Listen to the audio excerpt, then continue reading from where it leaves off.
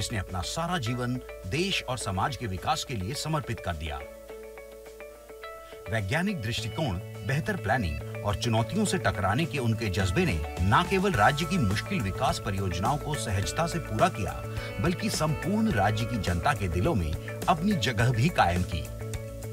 IIT Powai से MTech structures की पढ़ाई पूरी करने वाले प्रवीण दराडे ने छात्रकाल से ही अपनी उत्कृष्टता और नेतृत्व क्षमता का परिचय दे दिया था। हमेशा मेरिट होल्डर्स की सूची में रहे दराडे इंजीनियरिंग के टॉपर थे। आईआईटी से पढ़ाई के बाद देश सेवा के जज्बे के कारण उन्होंने भारतीय प्रशासनिक सेवाओं का रुख किया। 1998 बैच के आईएएस प्रवीण दराडे एक परिश्रमी, समर्पित, सहयोगी और विनम्र अधिकारी के रूप में जाने जाते हैं, जिसने अपनी लगन से भव्य और जटिल प्रोजेक्ट्स को सहजता से पूरा किया है। राज्य को प्रगति के पथ पर अग्रसर करते मुख्यमंत्री कार्यालय से कई मेगा प्रोजेक्ट्स को समय पर अनुमति मिली। दराडे ने इस संधि का सोना किया। महानगरों की जीवन रेखा बनती जा रही मेट्रो रेल को स्थापित करने में उनका विशेष योगदान है। मुंबई, नागपुर और पुणे जैसे महानगरों में 15 मेट्रो लाइनों की प्लानिंग और 4 लाइनों के कार्यान्वयन का कठिन काम उनकी दूरदृष्टि से ही संभव हो पाया। उनके नेतृत्व में ही देश की आर्थिक राजधानी मुंबई में 2 मेट्रो लाइनों का 70% कार्य महज 3 वर्षों के रिकॉर्ड समय में पूरा किया गया। पिछले 5 वर्षों में प्रधानमंत्री नरेंद्र मोदी ने 8 नई मेट्रो लाइनों का भूमि पूजन किया है। नागपुर के जिलाधिकारी और नागपुर सुधार प्रन्यास के सभापति रह चुके दराडे का उप राजधानी के विकास में अहम योगदान है। उनके नेतृत्व में नागपुर में कई विकास कार्यों को अंजाम दिया गया। नागपुर मेट्रो और मेट्रो रीजन की स्थापना से लेकर EWS, LIG, MIG housing stock के निर्माण, मौदा एनटीपीसी के लिए 3,500 एकड़ जमीन अधिग्रहण, एमआईडीसी बूटीबोरी फेज 2 के लिए 4,000 एकड़ जमीन के अधिग्रहण, मिहान और गोसीखुर्द के लिए जमीन अधिग्रहण जैसे कठिन काम सफलतापूर्वक पूरे किए गए हैं। कोल्हापुर के जिलाधिकारी रहते प्रवीण दराडे के नेतृत्व में हुआ आपदा प्रबंधन अपने आप में एक मिसाल है। वर्ष 2005 और 2006 की बाढ़ आपदा में उनकी राहत कार्य की योजना को एक केस स्टडी माना जाता है। बाढ़ आपदा प्रबंधन की उनकी शैली को स्टैंडर्ड एसओपी के रूप में दर्ज किया गया है। यूएनडीपी ने 40 से अधिक देशों में बाढ़ के दौरान स्कूल सुरक्षा के लिए इस एसओपी को लागू किया है। रायगढ़ जिला परिषद के मुख्याधिकारी रहते प्रवीण दराडे की जलपूर्ति योजना को महाराष्ट्र सरकार से खूब सराहना मिली। महज 1.5 वर्ष में जिले के 300 गांवों में जलापूर्ति करके दराडे ने सीधे ग्रामीणों और किसानों के दिलों में जगह बनाई। प्रवीण दराडे ने महाराष्ट्र में खेलों के विकास में भी अहम भूमिका निभाई है। प्रदेश में अंतर्राष्ट्रीय लॉन टेनिस टूर्नामेंट के आयोजन में उनका विशेष योगदान रहा। प्रवीण दराडे की कीर्ति और नेतृत्व क्षमता ने उन्हें कई प्रतिष्ठित सम्मान भी दिलाए हैं। 2017-18 की मेट्रो रेल परियोजनाओं के लिए मेट्रो मैन की उपाधि दी गई। मेगा प्रोजेक्ट्स चुटकियों में पूरा करने वाले दराडे को नवभारत इंफ्रास्ट्रक्चर आइकॉन अवार्ड से भी नवाजा गया है। महाराष्ट्र सरकार ने उन्हें वर्ष 2003 में स्वच्छता दूत सम्मान प्रदान किया। उन्हें संत गाडगे बाबा ग्राम स्वच्छता अभियान अवार्ड से भी नवाजा गया है। जनसेवा और प्रदेश की प्रगति को अपने जीवन का उद्देश्य मानने वाले आईएएस प्रवीण दराडे एक विजनरी अधिकारी हैं। हमेशा राष्ट्र सेवा में समर्पित मेट्रोमैन आईएएस प्रवीण दराडे।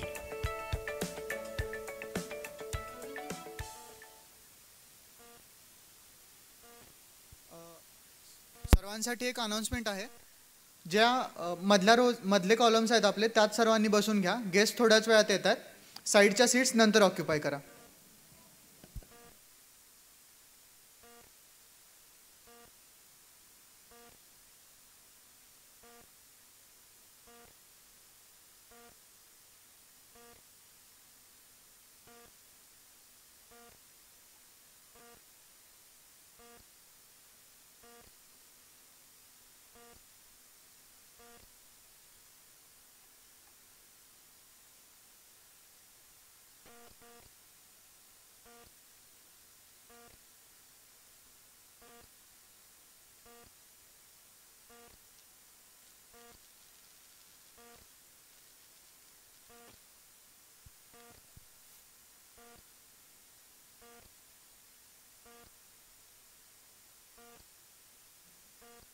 कसे जगावे दुनियामध्ये आव्हानाचे लावून अत्तर, नजर रोखणी नजरेमध्ये आयुष्याला द्यावे उत्तर.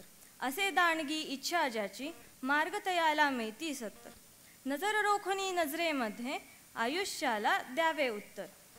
मराठी कवी विंदा करंदीकर यांच्या आयुष्याला द्यावे उत्तर या कवितेमधील या ओळी आपणास मोजक्या शब्दात अगणित ऊर्जा व प्रेरणा देऊन जातात.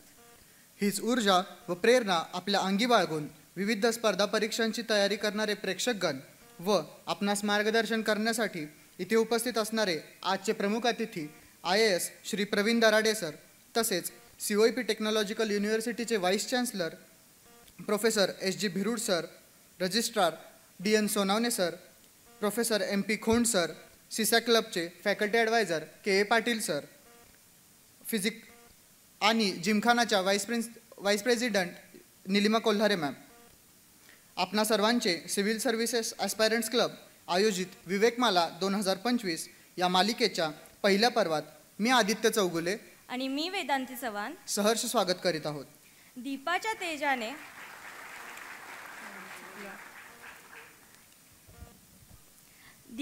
तेजाने उजळावी आमची मती, कल्पनेला आकाश मिळावे, बुद्धीला मिळावे गती. विद्या दे, शक्ती दे, ज्ञान दे माता सरस्वती. हिंदू संस्कृती आणि परंपरेत दीप प्रज्वलन हा खूप मोठा आणि महत्त्वाचा संस्कार आहे. तर सरस्वती पूजन हा एक धार्मिक आचार आहे. मी उपस्थित सर्व मान्यवरांना विनंती करते की त्यांनी दीप प्रज्वलन, सरस्वती पूजन व स्वामी विवेकानंद यांच्या प्रतिमेचे पूजन करावे.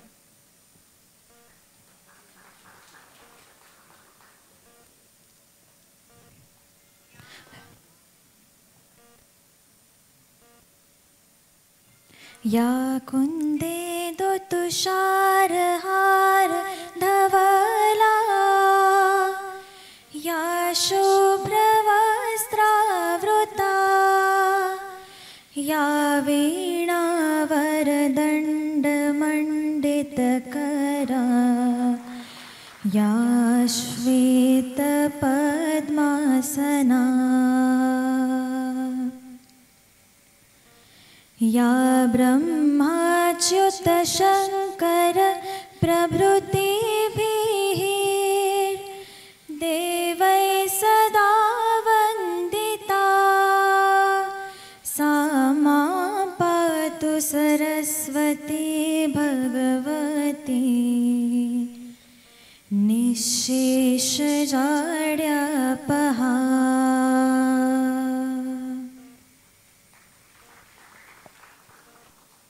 मान्यवरांचे आभार.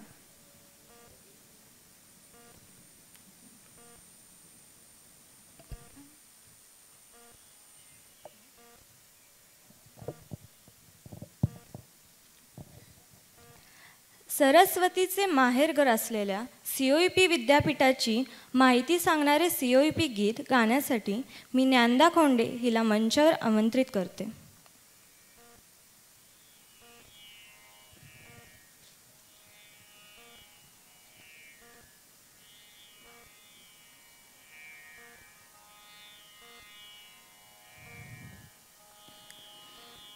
अंतरात दाटते चित्रतेच देखणे, शारदे तुझ्या कृपे चित्रतेच रेखणे.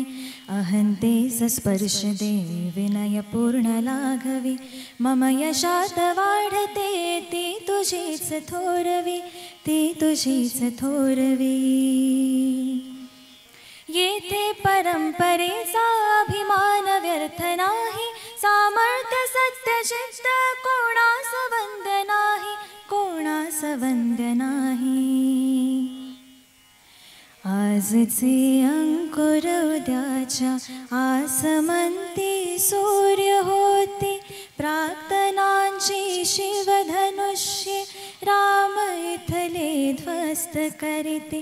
ज्ञान येथे सर्जनाचे कास धरिते निर्मिताना, माणसाला माणसाचे भान आहे चालताना, भान आहे चालताना.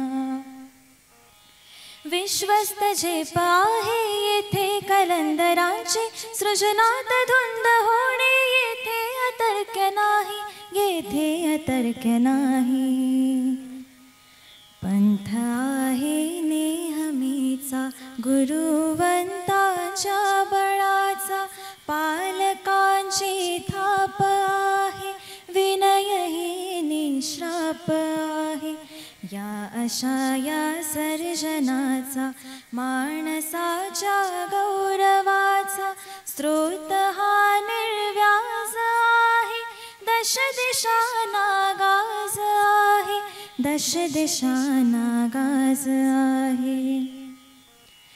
उद्देश जिंकण्याचा येथे अजिंक्य आहे, मधुकोश निर्मितीचा याहून रम्य नाही, याहून रम्य नाही.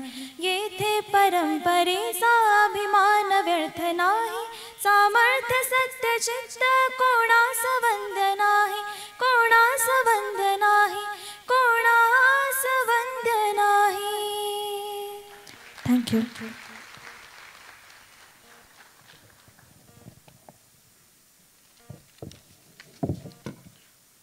धन्यवाद ज्ञानदा.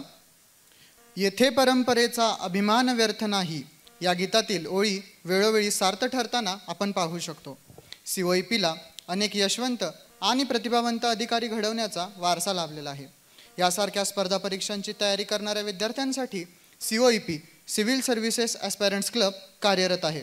आणि आज COEP CSACच्या विवेकमाला या वार्षिक व्याख्यानमालिकेच्या 8व्या वर्षाचा आपण आरंभ करीत आहोत. माणसाच्या कर्तृत्वाचा पडदा काचेसारखा पांढरा शुभ्र असला की त्यात पाहणाऱ्याला स्वतःचे व इतरांचेही प्रतिबिंब स्वच्छ दिसते.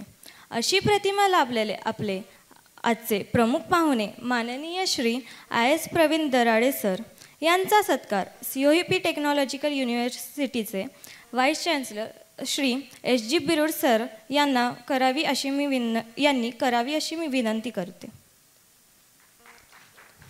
या सत्काराचे स्वरूप शाल, श्रीफळ व सन्मानचिन्ह देऊन करण्यात येत आहे.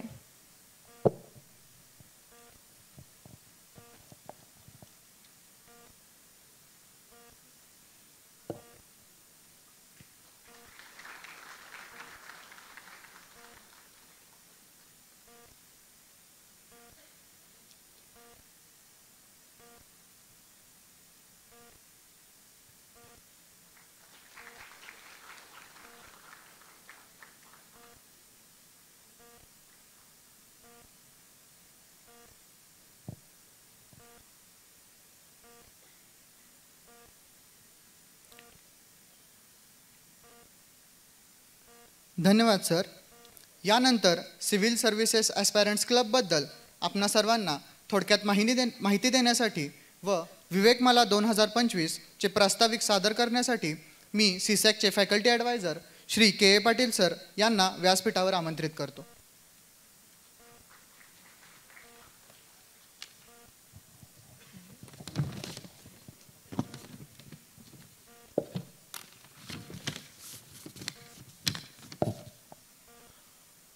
आजच्या या कार्यक्रमाचे प्रमुख पाहुणे आणि वक्ते IS अधिकारी प्रवीण दराडे साहेब, COEP तंत्रज्ञान विद्यापीठाचे माननीय कुलगुरू प्राध्यापक सुनील बिरुड सर, प्रबंधक डॉक्टर सोनवणे, डॉक्टर खोंड, प्राध्यापक कोलारे, माझे सर्व सहकारी मित्र आणि सर्वात महत्त्वाचे म्हणजे कोणत्याही संस्थेचे आत्मा असलेले माझे विद्यार्थी मित्रांनो. विद्यार्थी म्हणजे तरुणाई, तरुणाई म्हणजे साक्षात वाराच. तरुणाई म्हणजे स्वप्नाळू, कष्टाळू, काही वेळेला लाजाळू, काही वेळेला निर्लज्ज आणि वाऱ्यासारखे बिरबिरलेले. ह्या अशा तरुण तुर्क विद्यार्थ्यांना जर मार्गदर्शन लाभले तर ते ध्येयवेडे होऊ शकतात आणि ध्येयवेडे व्यक्तीसाठी काही अशक्य नसतं. म्हणूनच CSAC क्लबतर्फे अशा ॲक्टिव्हिटीज केल्या जातात. CSAC म्हणजे अर्थात सिव्हिल सर्व्हिसेस ॲस्पायरंट क्लब. तर सिव्हिल सर्व्हिसेस ॲस्पायरंट क्लबतर्फे विविध उपक्रम घेतले जातात. त्यातला विवेकमाला हा एक उपक्रम आहे आणि त्यासाठी आपण आज इथे उपस्थित आहोत. विवेकमाला हा कार्यक्रम 3 दिवस चालतो. त्यात विविध IAS IPS ऑफिसर्स तसेच आपले माजी विद्यार्थी विद्यार्थ्यांशी इतकूच करतात आणि त्यांना मार्गदर्शन करतात. हे बरंच फॉर्मल इंटरॅक्शन असतं आणि आपलेच माजी विद्यार्थी इथं मार्गदर्शन करत असल्यामुळे किंवा इतरही काही अधिकारी मार्गदर्शन करत असल्यामुळे मुलांना त्यांच्यात ते स्वतः दिसतात आणि ते भावी जे त्यांची स्वप्न असतात त्या करतात मोठ्या कष्टाने प्रेरित होऊन यश मिळवण्याचा प्रयत्न करतात. CSACमध्ये फक्त UPSC आणि इंडियन फॉरेस्ट सर्व्हिसेस IPS याच्यामध्येच भर न देता इतर कॉम्पिटेटिव्ह एक्झाममध्ये पण मुलांनी प्रगती करावी अशी अपेक्षा असते. त्या धोरणाने MPSCमध्ये पण CUPच्या विद्यार्थी जे पासआउट विद्यार्थी माजी विद्यार्थी त्यांचं चांगलं यश आहे. पहिल्या 10मध्ये आपले 2 विद्यार्थी, पहिल्या 100मध्ये 8 अधिक विद्यार्थी आपले त्यांनी यश प्राप्त केलेलं आहे. CSAC क्लबतर्फे वेळोवेळी ग्रुप डिस्कशन टॉपर स्टॉक आयोजित केले जातात. तसेच CSAC वीक पण साजरा केला जातो. CSAC वीकमध्ये साधारणतः मॉक टेस्ट घेतली जाते ज्यात preliminary examination, main examination, personality test संबंधी मार्गदर्शन केले जाते आणि मुलांना एक रिअल लाईफ टाईम एक्सपिरियन्स मिळतो ज्यामुळे भविष्यात जर त्यांनी कॉम्पिटेटिव्ह एक्झामिनेशन्स कडे वाटचाल केली तर त्यांना त्याचा फायदा होतो. मला माहिती आहे की आपण सर्वजण आपलेच माजी विद्यार्थी कर्तव्यदक्ष IAS अधिकारी प्रवीण दराडे सरांना ऐकायला इच्छुक आहात म्हणून मी इथेच थांबतो. धन्यवाद. जय हिंद, जय महाराष्ट्र, जय CUP, जय CSAC. धन्यवाद.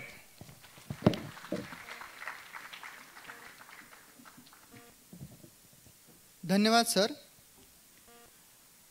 आज आपल्या कॉलेजचे एक कीर्तिवंत व कार्यक्षम असे ॲल्युमनाय ज्यांनी महाराष्ट्र राज्याच्या प्रशासकीय सेवेत आपल्या कार्याने स्वतःचा असा एक ठसा उमटवला आहे व सध्या ते principal secretary of environmental and climate change तसेच principal secretary to governor of Maharashtra म्हणून कार्यरत आहेत असे आपणा सर्वांनाच परिचित श्री प्रवीण दराडे सर. सरांबद्दल बोलताना अष्टपैलू या शब्दाचा उल्लेख आवर्जून करावा वाटतो. ते आपण सर्वांनी सुरुवातीला दाखवलेल्या व्हिडिओमधून आपणा सर्वांना समजलेच असेल. ते मुंबई मेट्रोच्या लाईन प्लॅनिंगचे काम असो वा कोल्हापूर आणि नागपूर जिल्ह्याच्या जिल्हाधिकारी पदाची जबाबदारी असो, सरांच्या कामाची व्याप्ती खरंच खूप वाखाणण्याजोगी आहे. सरांना मागीलच वर्षी आपल्या कॉलेजने COAP अभिमान अवॉर्ड्स या पुरस्काराने सुद्धा सन्मानित करण्यात केले आहे. यानंतर आपणा सर्वांचा अधिक वेळ न घेता ज्यांना ऐकण्यासाठी व संवाद साधण्यासाठी आपण सर्वजण इथे जमलो आहोत त्यांना म्हणजे IAS श्री प्रवीण दराडे सरांना मी व्यासपीठावर आमंत्रित करते व सर्व मान्यवरांना पुढील रांगेत स्थानापन्न होण्याची विनंती करते. विद्यार्थ्यांना काही प्रश्न व शंका असतील तर त्यांनी त्या सरांच्या मनोगतानंतर विचाराव्यात.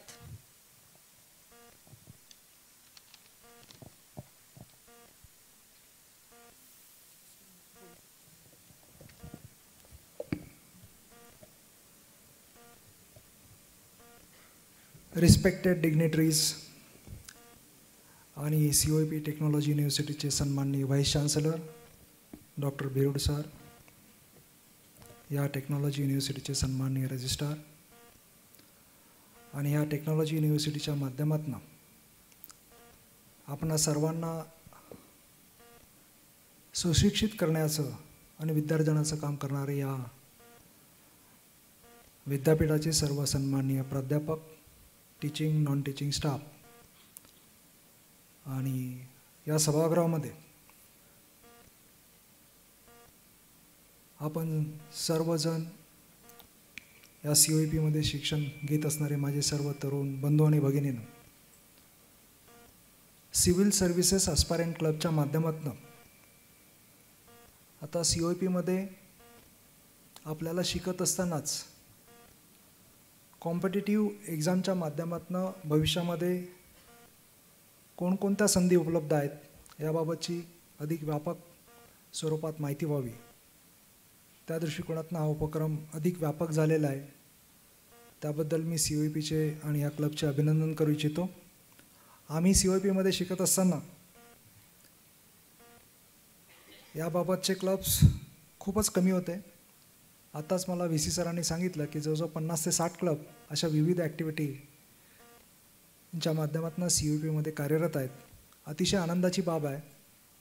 आणि या विविध क्लबच्या ॲक्टिव्हिटीच्या माध्यमातून फक्त क्लासरूम किंवा प्रॅक्टिकल्सच्याच माध्यमातून आपण शिक्षण घेतो असं नाही, तर या विविध ॲक्टिव्हिटीच्या माध्यमातून देखील मला वाटतं की आपण खूप काही शिकत असतो. आणि हेच एक कंटिन्युअस लर्निंग प्रोसेस असते. आणि ह्या कंटिन्युअस लर्निंग प्रोसेसच्या माध्यमातूनच एक चांगला नागरिक आणि भविष्याचा लीडर घडत असतो असं मला वाटतं. कॉम्पिटेटिव्ह एक्झामच्या बाबत आपला क्लब आहे, त्याबद्दल अधिक माहिती मी देणार नाही. आपल्या सर्वांना त्याबाबत माहितीच असेल. यामध्ये फक्त मी 2 व्यापक गोष्टीमध्ये सांगेल. Union Public Service Commission central गव्हर्नमेंटची एक्झाम आहे, भारत सरकार घेते. आणि स्टेटतर्फे महाराष्ट्र पब्लिक सर्व्हिस कमिशनच्या माध्यमातून परीक्षा घेतली जाते. राज्याच्या परीक्षेच्या माध्यमातून हायेस्ट पोस्ट डेप्टी कलेक्टर DYSPच्या माध्यमातून काही कालांतराने काही वर्षानंतर 20 ते 22 वर्षानंतर तुम्ही IAS IPSमध्ये येतात ह्या सर्व्हिसेसमधनं देखील. अशाच राज्य सरकारच्या एक 25 ते 30 सर्व्हिसेस आहेत. तशाच केंद्र शासनाच्या देखील 25 ते 30 सर्व्हिसेस आहेत. खूप कमी लोकांना मला वाटतं बाकीच्या सर्व्हिसेस माहीत आहे. फक्त ही सर्व्हिस IAS या नावाने ओळखली जाते. यामध्ये फक्त IAS नाही किंवा फक्त IPS नाही, foreign service, income tax, customs, audit and account, railway traffic, railway account services, अशा बऱ्याचशा ग्रुप Aच्या सर्व्हिसेस आहेत. त्याचबरोबर ग्रुप Bच्या देखील सर्व्हिसेस आहेत. आणि ही परीक्षा आपल्याला सर्वांना माहीत आहे, त्याबाबत मी अधिक विस्तृत स्वरूपात माहिती देणार नाही. दरवर्षी वर्षातनं एकदा घेतली जाते. ह्या परीक्षेचं टाईम टेबल फिक्स असतं. संपूर्ण भारतामधनं किती विद्यार्थी या परीक्षेला अपिअर होतात दरवर्षी हे आपल्या सर्वांना माहीत आहे. मी आपल्याला एवढंच सांगेल की civil services Union Public Service Commission ही जगातील सेकंड टफेस्ट एक्झाम मानली जाते आफ्टर चायनीज सिव्हिल सर्व्हिसेस. त्यामुळे ही परीक्षा देत असताना किंवा ह्या कॉम्पिटेटिव्ह एक्झामचं क्षेत्र निवडत असताना मी सांगेन की खरोखर आपण हुशार तर आहातच. COEPत ॲडमिशन मिळाली म्हणजे आपण इथं बसलेले सर्वच जण हुशार आहात. सिलेक्शनचा क्रायटेरिया देखील मेरिटवरतीच असतो. परंतु हुशारीपेक्षाही मी सांगेल की आपल्याला खरोखर लोकांची सेवा करायला, समाजाची सेवा करायला जर आवडत असेल तरच सिव्हिल सर्व्हिसेस UPSC MPSC सारख्या परीक्षेचं क्षेत्र आपण निवडावं असं मला वाटतं.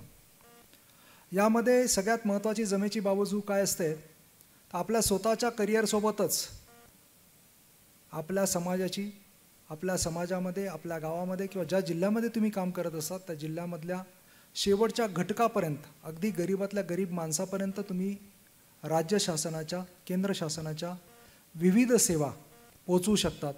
आणि या सेवा पोचवल्यानंतर त्याच्या चेहऱ्यावरचा जो आनंद असतो, तो आनंद बघितल्यानंतरचं जे समाधान असतं, ते समाधान मला वाटतं मी शब्दामध्ये इथं वर्णन करू शकणार नाही. आणि त्याच्या चेहऱ्यावरचा, त्या माणसाच्या चेहऱ्यावरचं समाधान, त्याच्या चेहऱ्यावरचं हास्य, ते तुम्हाला एक एनर्जी देऊन जातं आणि तुमच्या कार्यामध्ये सातत्याने प्रेरणा देत राहतं. एवढं मी सांगेन की एक एवढी चांगली संधी आहे की कोणत्याही कंपनीमध्ये, प्रायव्हेट सेक्टरमध्ये काम करत असताना एखाद्या कंपनीचा CEO होण्यासाठी तुम्हाला कमीत कमी 25 ते 30 वर्ष काम करावं लागतं. आणि वयाच्या 50 ओलांडल्यानंतर तुम्ही त्या कंपनीचे CEO होता. याच्या उलट एक्झॅक्टली सिव्हिल सर्व्हिसेसमध्ये तुम्ही वयाच्या 21व्या वर्षी ही परीक्षा देण्यासाठी इलिजिबल होतात. आणि पहिल्या 1-2 अटेम्प्टमध्ये जर तुम्ही सर्व्हिसेसमध्ये आलात तर ट्रेनिंगची 2 वर्ष मसुरीला सोडल्यानंतर अवघ्या 1 वर्षाच्या असिस्टंट कलेक्टरशिपनंतर तुम्ही CEO होतात. म्हणजे वयाच्या 27व्या-28व्या वर्षी तुम्ही CEO, जिल्हा परिषद, ज्या ठिकाणी साधारणपणे छोटी जिल्हा परिषद ते सर्वात मोठी जिल्हा परिषद, साधारणपणे कुठली जिल्हा परिषद जर घेतली तर ऑन ॲन ॲव्हरेज 7,000 तर 12,000 लोकांचा स्टाफ तुमच्यासोबत काम करत असतो. मी आवर्जून सातत्याने उल्लेख तुमच्यासोबत असा करतो आहे, ते जरी तुमच्या अंडर काम करत असले तरी they are part and parcel of your team. आणि त्यांच्याशिवाय तुम्ही काम करू शकत नाही. देर आर HODs, या लोकांनी आपल्या आयुष्यातल्या जवळजवळ 20-20, 25-25 वर्ष घातलेले असतात. यू नेम द फील्ड, आणि ते डिपार्टमेंट किंवा ते फील्ड तुमच्या सोबत असतं. प्रायमरी एज्युकेशन असेल, सेकंडरी एज्युकेशन असेल, हेल्थ असेल, इरिगेशन असेल, पब्लिक वर्क्स डिपार्टमेंट असेल, असं कुठलंही क्षेत्र नाही, ॲनिमल हजबंड्री असेल, असे सर्व विभाग जिल्हा परिषदेमध्ये तुमच्यासोबत असतात. ड्रिंकिंग वॉटर सप्लाय असेल, सॅनिटेशन असेल, म्हणजे तुम्ही अगदी गावामधल्या लोकांच्या ज्या छोट्या छोट्या गरजा आहेत त्या सर्व गरजा पुरवणारी सर्व खाती तुमच्याकडे असतात. प्रत्येक गावाचं तुम्ही जर ठरवलं तर कायापालट करू शकतात. अतिशय स्वच्छ, निर्मळ आणि स्वयंपूर्ण गाव आपण बनवू शकतो असं मी तुम्हाला सांगू इच्छितो. तेही वयाच्या अवघ्या 27-28व्या वर्षी एवढी मोठी जबाबदारी तुम्हाला मिळते. तर एवढंच मी सांगेल की ही परीक्षा खूप चांगली परीक्षा आहे. ह्या परीक्षेमध्ये तुम्हाला स्वतःचं करिअर तर बनतंच, पण स्वतःच्या करिअरसोबतच लोकांची सेवा करण्याचा देखील सुवर्णसंधी आपल्याला मिळते. आणि ज्यांना कोणाला खरोखर स्वतःच्या करिअरसोबतच आपल्या समाजाची, आपल्या राज्याची, आपल्या देशाची सेवा करायची असेल त्यांनी या क्षेत्रामध्ये निश्चित यावं मी सांगेन. अतिशय चांगलं क्षेत्र आहे. जरी कॉम्पिटिशन जास्त असली तरी इट इज वर्थ. आणि मी एवढं सांगेन की 4 अटेम्प्ट असतात आयुष्यातले, 4 वर्ष तुम्ही, आणि ही परीक्षा देत असताना एक फुल टाईम जॉब आहे एवढंही सांगेन. की काहीतरी जॉब करून मी पार्ट टाईम अभ्यास करेल आणि परीक्षा देईल आणि माझं सिलेक्शन होईल असं कोणाचं जर गैरसमज असेल तर तो कृपया काढून टाका. हा फुल टाईम जॉब आहे. जॉबला तुम्ही जसं 8 तास काम करतात तसं 8 तास काम करून इथे चालणार नाही. कमीत कमी 10 ते 12 तास तुम्हाला दररोज वर्षभर जर काम केलं, मेहनत केली, अभ्यास केला फुल टाईम, तर तुम्हाला या सिव्हिल सर्व्हिसेस परीक्षेमध्ये यश मिळाल्याशिवाय राहणार नाही एवढंही मी सांगेन. त्यासाठी तुम्ही खूप हुशार असायला हवं असंही नाही. ॲव्हरेज मुलगा यामध्ये यशस्वी होऊ शकतो, पण त्यामध्ये तुम्हाला सातत्य असलं पाहिजे, पर्सिस्टन्स असलं पाहिजे, तुमचं डेडिकेशन असलं पाहिजे, डिवोशन असलं पाहिजे आणि तुम्हाला त्या क्षेत्राशी आवड असली पाहिजे. सगळ्यात महत्त्वाची गोष्ट अशी आहे की ग्रामीण भागामध्ये अजूनही आपल्या आईवडिलांना इंजिनिअरिंग, मेडिकल किंवा फार फार तर लॉ आणि मॅनेजमेंट या पलीकडच्या करिअरमध्ये चांगलं करिअर घडवण्यासाठी काही क्षेत्र असतात याची माहितीच नसते. त्यामुळे अजूनही ग्रामीण भागातली बरीचशी मुलं इंजिनिअरिंग, मेडिकल, लॉ, मॅनेजमेंट म्हणजे त्यांना त्यांच्या आवडीचा विषय असो अथवा नसो तरी या क्षेत्राकडे येतात. तसं न करता मला असं सांगावंसं वाटेल की आता तुम्ही आलात या ठिकाणी तर आलात, पण यापुढचं तरी आयुष्य ज्या क्षेत्रामध्ये तुम्ही तुमचं संपूर्ण आयुष्य नोकरी करणार आहात, ज्या क्षेत्रामध्ये तुम्ही रिसर्च करणार आहात, जे काही क्षेत्र तुम्ही निवडणार आहात ते तुमच्या आवडीचं क्षेत्र असलं पाहिजे. ते जर तुमच्या आवडीचं क्षेत्र जर तुम्ही निवडलं तर तुम्ही निश्चितच त्यात शाईन केल्या वाचून राहणार नाही. आणि sky is the limit for your achievement in that sector. जे कोणतं काही क्षेत्र तुम्ही निवडाल ते जर तुमच्या आवडीचं असलं आणि त्यावरती मेहनत घेताना तुम्हाला कुठल्याही प्रकारचा स्ट्रेस, स्ट्रेन जाणवणार नाही, कुठल्याही प्रकारचं अभ्यास करताना देखील तुम्हाला अभ्यास करावासा वाटेल, सारखा करावासा वाटेल. आणि मी हे काय करतो आहे, मी माझा वेळ तर वेस्ट करत नाही, वाया तर घालवत नाही, अशा पद्धतीचे प्रश्न स्वतःला मी खरोखर यामध्ये यशस्वी होऊ शकेल का. माझ्यासोबत संपूर्ण भारतामध्ये जवळजवळ 5 लाख मुलं मुली माझ्यासोबत परीक्षा देतात. त्या 5 लाखांमध्ये दरवर्षी 1000 मुलांचं सिलेक्शन होतं. आता 1000 मुलांमध्ये माझा नंबर लागेल का, अशा किंतु परंतु का स्वतःला जे काही प्रश्न पडत असतात ते निश्चितच प्रश्न पडणार नाही असं मला वाटतं. जर तुम्ही तुमच्या आवडीचं क्षेत्र निवडून, तुम्हाला खरोखर या क्षेत्राची आवड आहे आणि या क्षेत्रामध्ये लोकांसोबत तुम्हाला काम करायचं आहे, लोकांचा एक नवी दिशा देण्यासाठी त्यांच्यासोबत एक टीम लीडर म्हणून काम करण्याची इच्छा जर असेल तर मला वाटतं की खूप अतिशय चांगलं क्षेत्र आहे. माझ्या गेल्या 27 वर्षातल्या माझ्या सर्व्हिसमधल्या अनुभवामधनं सांगतो. मी अगोदर प्रायव्हेट सेक्टरमध्ये देखील एक 4-5 वर्ष नोकरी केलेली आहे. जवळजवळ 32 वर्ष झालेले आहेत मला नोकरी करू नये.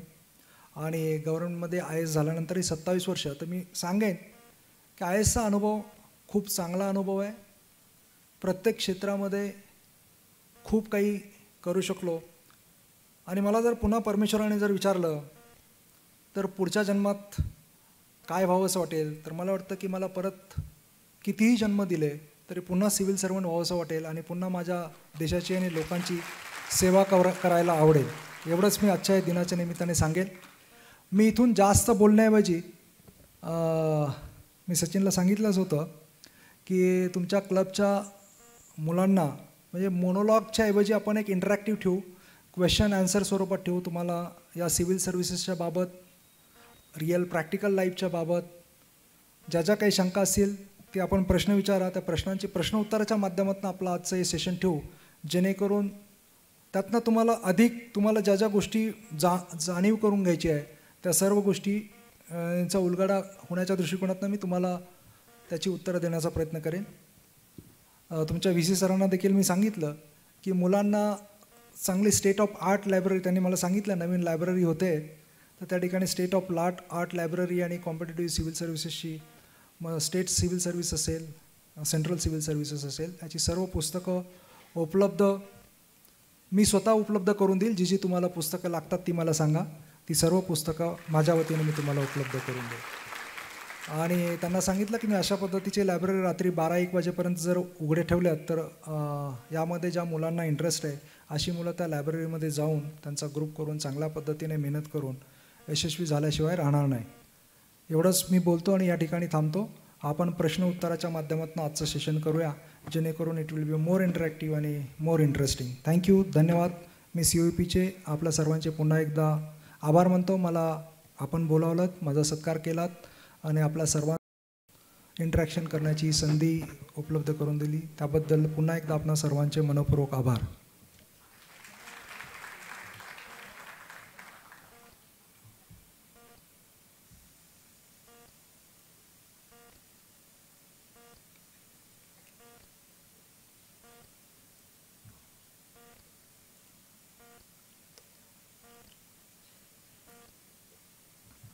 बिरूट सर, तुम्ही पण बऱ्या क्वेश्चन आन्सरच होणार आहे.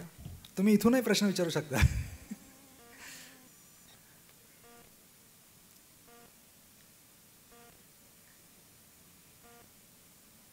माईक त्या मुलांना. कोणीतरी सुरू केलं की आईस ब्रेकिंग होईल. पहिला प्रश्न कोणीतरी विचारला पाहिजे.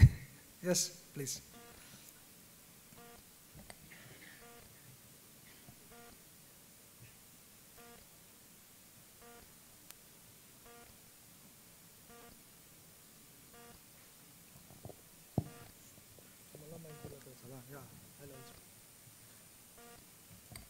हॅलो,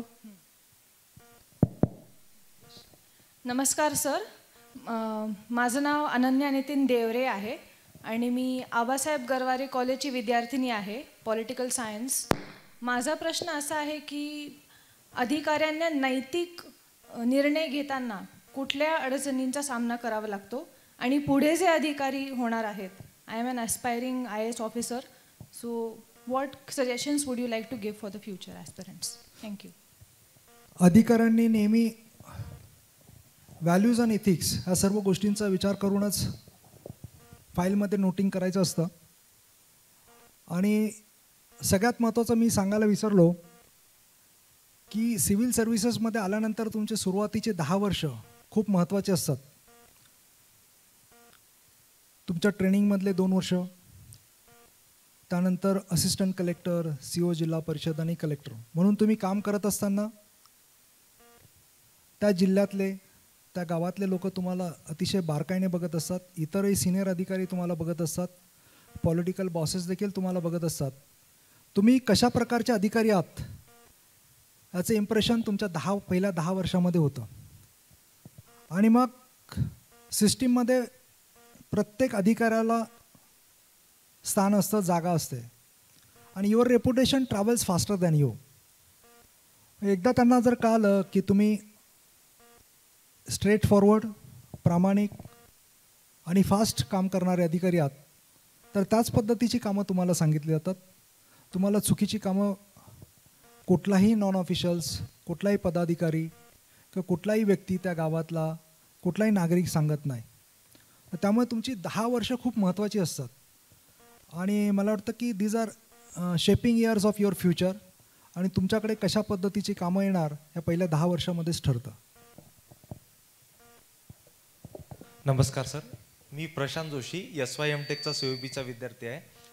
सर, तुमच्यासाठी एक प्रश्न माझा आहे की ज्यावेळेस तुम्ही इंजिनिअरिंग चूज केली आणि इंजिनिअरिंग चूज केल्याच्या नंतर या अशा COEPच्या या एकदम मोठ्या हाय रेप्युटेड कॉलेजमध्ये जेव्हा ॲडमिशन घेतलं, पण त्यानंतर असा कोणता प्रसंग आला की तुम्हाला ह्या राष्ट्राची, देशाची आणि समाजाची सेवा करण्यासाठी ती एक स्टेप घ्यावी लागली की मला सिव्हिल सर्व्हिसेसमध्ये जावंसं वाटलं.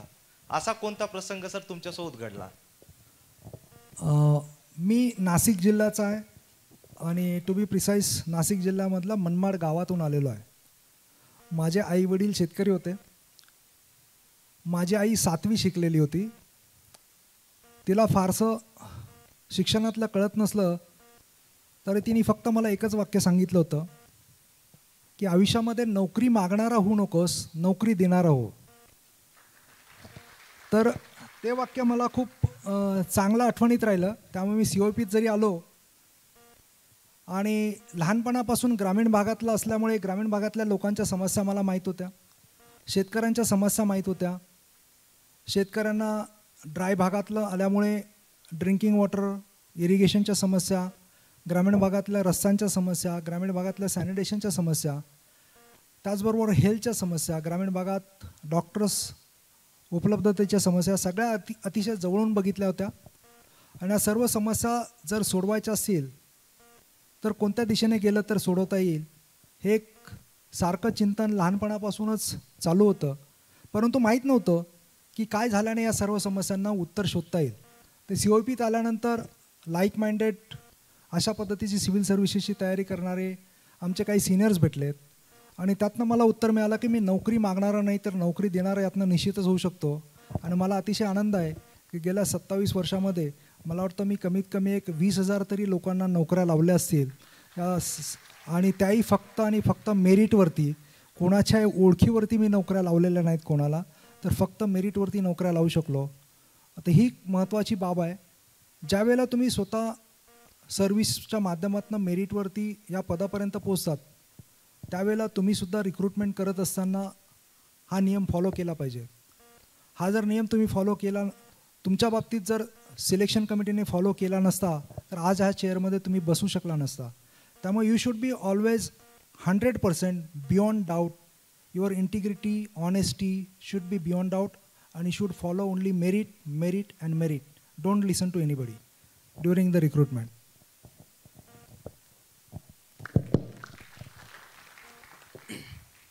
नमस्ते सर. तर मुंबई मेट्रोच्या वर्कमध्ये तुमचा जसं सिंहाचा वाटा आहे सर, तर मला हे जाणून घ्यायचं आहे की लँड ॲक्विजिशनच्या पार्टमध्ये काय चॅलेंजेस फेस करायला मिळाले? थँक्यू. लँड ॲक्विजिशन मी खूप मोठ्या प्रमाणावरती कलेक्टर कोल्हापूर, कलेक्टर नागपूर असतानाही केलं, बऱ्याच प्रोजेक्टसाठी केलं. मिहान महाराष्ट्र शासनाचा खूप ॲम्बिशियस प्रोजेक्ट होता नागपूरमध्ये, multimodal international cargo hub airport in Nagpur. त्यासाठी आम्ही जवळजवळ 20,000 हेक्टर लँड ॲक्विजिशन केलं की ज्याच्या माध्यमातून विदर्भामध्ये खूप मोठ्या प्रमाणावरती इंडस्ट्रीज याव्यात, कार्गो मेंटेनन्सचं हब तयार व्हावं, मेडिकल हब सिटी तयार व्हावी, अशा सगळ्या विविध बाबी त्यामध्ये अंतर्भूत होत्या. दुर्दैवाने ज्या पद्धतीने त्या प्रोजेक्टने टेकऑफ घ्यायला पाहिजे होता त्या पद्धतीने त्याचा टेकऑफ झाला नाही. परंतु त्या ठिकाणचं देखील लँड ॲक्विजिशन अतिशय रेकॉर्ड टाईममध्ये नागपूरमध्ये असताना केलं. NTPC मौदा असेल 14,000 करोडचा प्रोजेक्ट्स होता, त्यासाठी सुद्धा 4,000 हेक्टरचं लँड ॲक्विजिशन. बावनथळी आणि गोसीखुर्दचे प्रोजेक्ट 1984मध्ये त्यावेळेचे तत्कालीन पंतप्रधानांनी त्यांची पायाभरणी केली होती. ते प्रोजेक्टसुद्धा मी 2008मध्ये नागपूरचा जिल्हाधिकारी झाल्यानंतरही पूर्ण झालेले नव्हते, त्यांची घळभरणी झालेली नव्हती. लोकांचे रिहॅबिलिटेशनचे इश्यूज होते. मी स्वतः शेतकऱ्याचा मुलगा असल्यामुळे शेतकऱ्यांचे दुःख मी समजू शकलो, त्यांच्यासोबत बसायचो, त्यांच्या इश्यूज प्रश्न समजावून घेतले. इश्यूज आणि प्रश्न नुसते समजावून घेतले नाही तर त्यावरती काय तोडगा काढता येईल त्यासाठी मी कॅबिनेट नोट तयार केली, पॉलिसीज तयार केल्या. आणि सुदैवाने त्यावेळेचे तत्कालीन मंत्री, त्यावेळेचे तत्कालीन मुख्यमंत्री, इरिगेशन मिनिस्टर्स, त्यांनी मी पाठवलेले सगळे सजेशन्स ॲक्सेप्ट करून कॅबिनेटमध्ये जसेचे तसे प्रस्ताव मंजूर करून शेतकऱ्यांना अधिकचा मोबदला दिला. त्यांना राहण्यासाठी लागणाऱ्या 15 ते 20 फॅसिलिटीज दिल्या. त्यामुळे ते प्रकल्पांची कामं पूर्ण झाली, गळभरणी झाले, शेतकऱ्यांना इरिगेशनसाठी पाणी उपलब्ध होऊ शकलं. अशा पद्धतीचा माझा जिल्हाधिकारी असतानाचाच अनुभव. त्याच धर्तीवरती मी नागपूर मेट्रोचं देखील प्लॅनिंग केलं. नागपूरला 2 लाईन्स प्लॅन केल्या होत्या 40 किलोमीटरच्या. त्याचं फाउंडेशन स्टोन ले केल्यानंतर मी मुंबईला आलो 2014 साली. तर मुंबईमध्ये खूप वर्षांच्या अगोदरच ॲक्च्युली मेट्रो व्हायला पाहिजे होती दिल्लीसोबतच 25 वर्षापूर्वी, पण दुर्दैवाने होऊ शकली नाही. मुंबईमध्ये खूप इश्यूज आहेत. Mumbai is a linear city, north south. त्यामुळे तिला एक्सपान्शन होण्यासारखं दिल्लीसारखे रिंग रोड्स नाही आहेत, अल्टरनेटिव्ह रूट्स नाही आहेत. त्यामुळे हे 2 रस्ते ईस्टर्न एक्सप्रेसवे आणि वेस्टर्न एक्सप्रेसवे हे 2 रस्ते जर चोक झाले तर यू आर स्टक अप. तुम्हाला ते रस्ते बायपास करून दुसऱ्या रस्त्याने कुठे जाऊ शकत नाही. दिल्लीला तसा दुसरा तिसरा रस्ता रिंग रोडने घेऊन तुम्ही आपल्या ठिकाणी डेस्टिनेशनला जाऊ शकतात. पण तशी मुंबईची परिस्थिती नाही आहे. Mumbai is a linear city. त्यामुळे हिस्टॉरिकली जर बघितलं आपण तर मुंबईमध्ये सर्वच लोक सबर्बन ट्रेनचा वापर करतात. जवळजवळ 330 सबर्बन ट्रेन्स आहेत. या 330 सबर्बन ट्रेनची daily carrying capacity 40 lakh passenger आहेत. 40 लाख पॅसेंजर असताना दररोज अप अँड डाऊन करणारे पॅसेंजर या सबर्बन ट्रेनच्या माध्यमातून 70 लाख आहे. इट इज ऑलरेडी ओव्हरक्राऊडेड आणि ओव्हरक्राऊडेड असल्यामुळे दररोज साधारणपणे ऑन ॲन ॲव्हरेज 10 ते 12 लोकांचा ओव्हरक्राऊडिंगमुळे डेथ होते. वर्षभराला साधारणपणे मुंबईमध्ये 3 ते 3,500 लोक मरतात ओव्हरक्राऊडिंगमध्ये. This was a motivating factor for me while working and planning for Mumbai metro. आणि त्यावेळेचे तत्कालीन मुख्यमंत्री, आता देखील मुख्यमंत्री आहेत, त्यांच्यासोबत मला काम करण्याची संधी मिळाली. त्यांनी मला पूर्ण फ्रीडम दिल्यामुळे आम्ही अवघ्या 2.5 वर्षामध्ये जवळजवळ 12 मुंबईसाठीच फक्त मुंबई आणि MMR रिजनसाठी 12 मेट्रो लाईनचे DPR तयार केले. त्या DPRला राज्य शासनाची मान्यता घेतली, केंद्र शासनाची मान्यता घेतली आणि नुसती मान्यता घेतली नाही, फायनान्शियल क्लोजर केलेत. फायनान्शियल क्लोजर करून जवळजवळ 8 मेट्रो लाईनवरती आम्ही कामं देखील सुरू केले. मेजॉरिटी मेट्रोच्या लाईन्स ज्या असतात त्या मेट्रोच्या लाईन्स रोडच्या अंडरग्राऊंड असेल तर रोडच्या खाली असतात आणि इलेव्हेटेड असले तरी रोडच्या मीडियनवरती असतात. मॅक्झिमम आपण यामध्ये असं एक सूत्र घेतलं होतं की 30% आपली जवळजवळ प्लॅन केलेला मेट्रो 30% अंडरग्राऊंड आहेत आणि 70% इलेव्हेटेड आहे. ज्या ज्या ठिकाणी आपल्याला राईट ऑफ वे म्हणजे रस्त्याची रुंदी खूप जास्त होती त्या ठिकाणी आपण शक्यतो इलेव्हेटेड घेतलेल्या आहेत.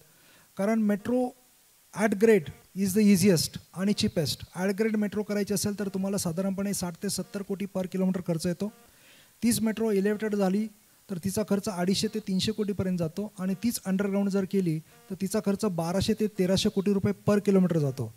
मेट्रो आयडियली, मी स्वतः सिव्हिल इंजिनियर आहे त्यामुळे it should be ideally underground, पण आपल्यासारख्या डेव्हलपिंग नेशनला ते परवडणारं नाही. आपल्याकडे तेवढा निधी उपलब्ध नाही आहे आणि आपल्या वाढती लोकसंख्या आणि वाढत्या शहरांची लोकांची गरज जर बघितली तर एवढे पैसे नसताना आपण तेवढा वेळ 25 वर्ष अजून लोकांना या modern state of art public transportation सिस्टीमसाठी वाट बघायला लावू शकत नाही. त्यामुळं अस्तित्वात असलेल्या मिनिमम रिसोर्सेसमध्ये मॅक्झिमम आउटपुट आपण कशा पद्धतीने देऊ शकतो त्या दृष्टिकोनातून आम्ही ज्या ज्या ठिकाणी आम्हाला इलेव्हेटेड मेट्रो करता येणं शक्य आहे त्या 70% ठिकाणी इलेव्हेटेड मेट्रो प्लॅन केली दिल्ली मेट्रो रेलच्या मदतीने. आणि ज्या ठिकाणी एकदम कंजेस्टेड एरिया आहे त्या ठिकाणी अंडरग्राऊंड मेट्रो आम्ही टाकली. आणि त्या दृष्टिकोनातून जवळजवळ संपूर्ण मुंबईमध्ये जवळजवळ 300 किलोमीटरचं नेटवर्क आपण तयार केलं आहे. आणि एकदा 300 किलोमीटरचं नेटवर्क जर तयार झालं तर मला वाटतं की जवळजवळ with headway of 6 minutes the carrying capacity of all these metros will be nearly 1 crore passenger every day. आणि हा headway with the increase in number of coaches can be reduced up to 90 seconds, 1.5 minutes. म्हणजे ही carrying capacity can be increased up to 4 crore passenger every day. म्हणजे पुढच्या 100 वर्षामध्ये आपण हे जे इन्फ्रास्ट्रक्चर तयार केलं आहे ते पुढच्या 100 वर्षाचा मुंबईची ग्रोथ लक्षात घेऊन केलेली आहे आणि पुढचे 100 वर्ष आपल्याला पब्लिक ट्रान्सपोर्टेशन सिस्टीम कमी पडणार नाही अशा दृष्टिकोनातून आपण प्लॅनिंग केलं आहे.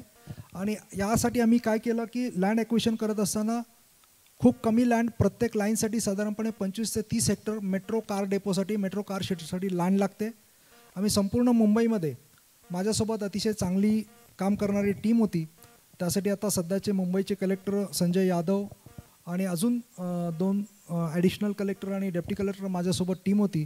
त्यांनी खूप चांगलं काम केलं आणि संपूर्ण मुंबई इन अँड अराउंड जेवढ्या गव्हर्नमेंटच्या लँड होत्या किंवा गव्हर्नमेंट ऑफ इंडियाच्या लँड होत्या त्या आम्ही शोधून काढल्यात. आणि त्या लँड शोधून काढून अगदी भारत सरकारपर्यंत, भारत सरकारच्या कॅबिनेटची मान्यता घेऊन माननीय पंतप्रधानांच्या मान्यतेने आम्हाला काही ठिकाणी मेट्रो कार शेडसाठी जागा मिळाल्यात. अशा पद्धतीने जवळजवळ मुंबईसारख्या एवढ्या कंजेस्टेड शहरामध्ये आम्ही 200 एकर जागा मुंबईमधल्या मेट्रोच्या कार डेपोसाठी मिळवलीत. आणि जो लँड ॲक्विशनचा जो इश्यू होता हा खूप कमी प्रमाणात होता, कारण मॅक्झिमम वेळेला आमची मेट्रो मीडियनवरनं किंवा अंडरग्राऊंड होती. ज्या ज्या ठिकाणी काही ठिकाणी बिल्डिंग्स वगैरे आम्हाला ॲक्वायर कराव्या लागल्यात त्या सर्व लोकांना लँड ॲक्विशनचं कॉम्पन्सेशन आम्ही चांगलं दिलं. स्टेट कॅबिनेटमध्ये जाताना आम्ही रिलीफ अँड रिहॅबिलिटेशनचं जे आमचं डिपार्टमेंट आहे त्या डिपार्टमेंटमध्ये डेव्हिएशन करून मेट्रोचा project should not be delayed. या दृष्टिकोनातून याच्यासाठी एक सेपरेट पॅकेज तयार केलं की यामध्ये इवन रस्त्यावरची झोपडी जरी असेल तर त्या झोपडीची पात्रता न तपासत बघता त्यांना आम्ही रिहॅबिलिटेशन करून त्यांना घरं दिलीत. अशी पॉलिसी राज्य शासनाकडनं कॅबिनेटमध्ये मंजूर करून घेतली. त्यामुळे आमचा प्रोजेक्ट डिले झाला नाही. कारण एवढ्या मोठ्या प्रमाणावरती एवढ्या मोठ्या रकमेचे प्रोजेक्ट डिले करणं आम्हाला 1 डे डिले आमच्या प्रोजेक्टसाठी was costing more than 1 crore. तर त्यापेक्षा आम्हाला त्या लोकांना घरं देणं जास्त फायदेशीर होतं. असा विचार करून आम्ही एक पॉझिटिव्ह अप्रोच घेऊन लोकांना घरं दिली. त्यामुळे आम्हाला लँड ॲक्विशनसाठी लोकांचं रिहॅबिलिटेशन करण्यासाठी देखील मुंबईमध्ये फारसा विरोध झाला नाही. बैठका निश्चित घ्याव्या लागल्या. काही लोकांचा एलिव्हेटेड मेट्रोला निश्चितच विरोध होता. म्हणजे विशेष करून जुहू आणि बांद्रा या भागातल्या लोकांचा ज्या ठिकाणी सर्व श्रीमंत लोकं राहत होती त्या लोकांचा एलिव्हेटेड मेट्रोला विरोध होता. त्यांचं म्हणणं होतं की अंडरग्राऊंड मेट्रो तयार करा. अंडरग्राऊंड मेट्रो मी अगोदरच सांगितलं की ideally is the most suitable, पण आपल्याकडे तेवढे रिसोर्सेस नसल्यामुळे ज्या ज्या ठिकाणी आपल्याला शक्य होतं त्या ठिकाणी आपण एलिव्हेटेड मेट्रो प्लॅन केलं. ज्या ठिकाणी शक्य नव्हतं त्या ठिकाणी अंडरग्राऊंड मेट्रो असं दोघांचा सुवर्णमध्य करून 70-30% आपण मुंबईतल्या जवळजवळ सर्व 12 लाईन्स बसवून मेट्रोचं काम सुरू आहे. आणि मला वाटतं की त्याचबरोबर कोस्टल रोडचे देखील कामं सुरू आहेत. Marine Drive to Bandra to Worli sea link आणि वरळी टू मीरा भाईंदर याचे देखील टेंडर मुंबई म्युन्सिपल कॉर्पोरेशनच्या माध्यमातून अवॉर्ड झालेले आहेत. आणि पुढील 5 वर्षामध्ये एक चांगल्या पद्धतीचं रोड आणि रेल्वेचं नेटवर्क आणि गुड पब्लिक ट्रान्सपोर्टेशन सिस्टीम मुंबईसाठी उपलब्ध होईल. आणि मला वाटतं की Mumbai will have one of the best public transportation system at par with the world class transportation system.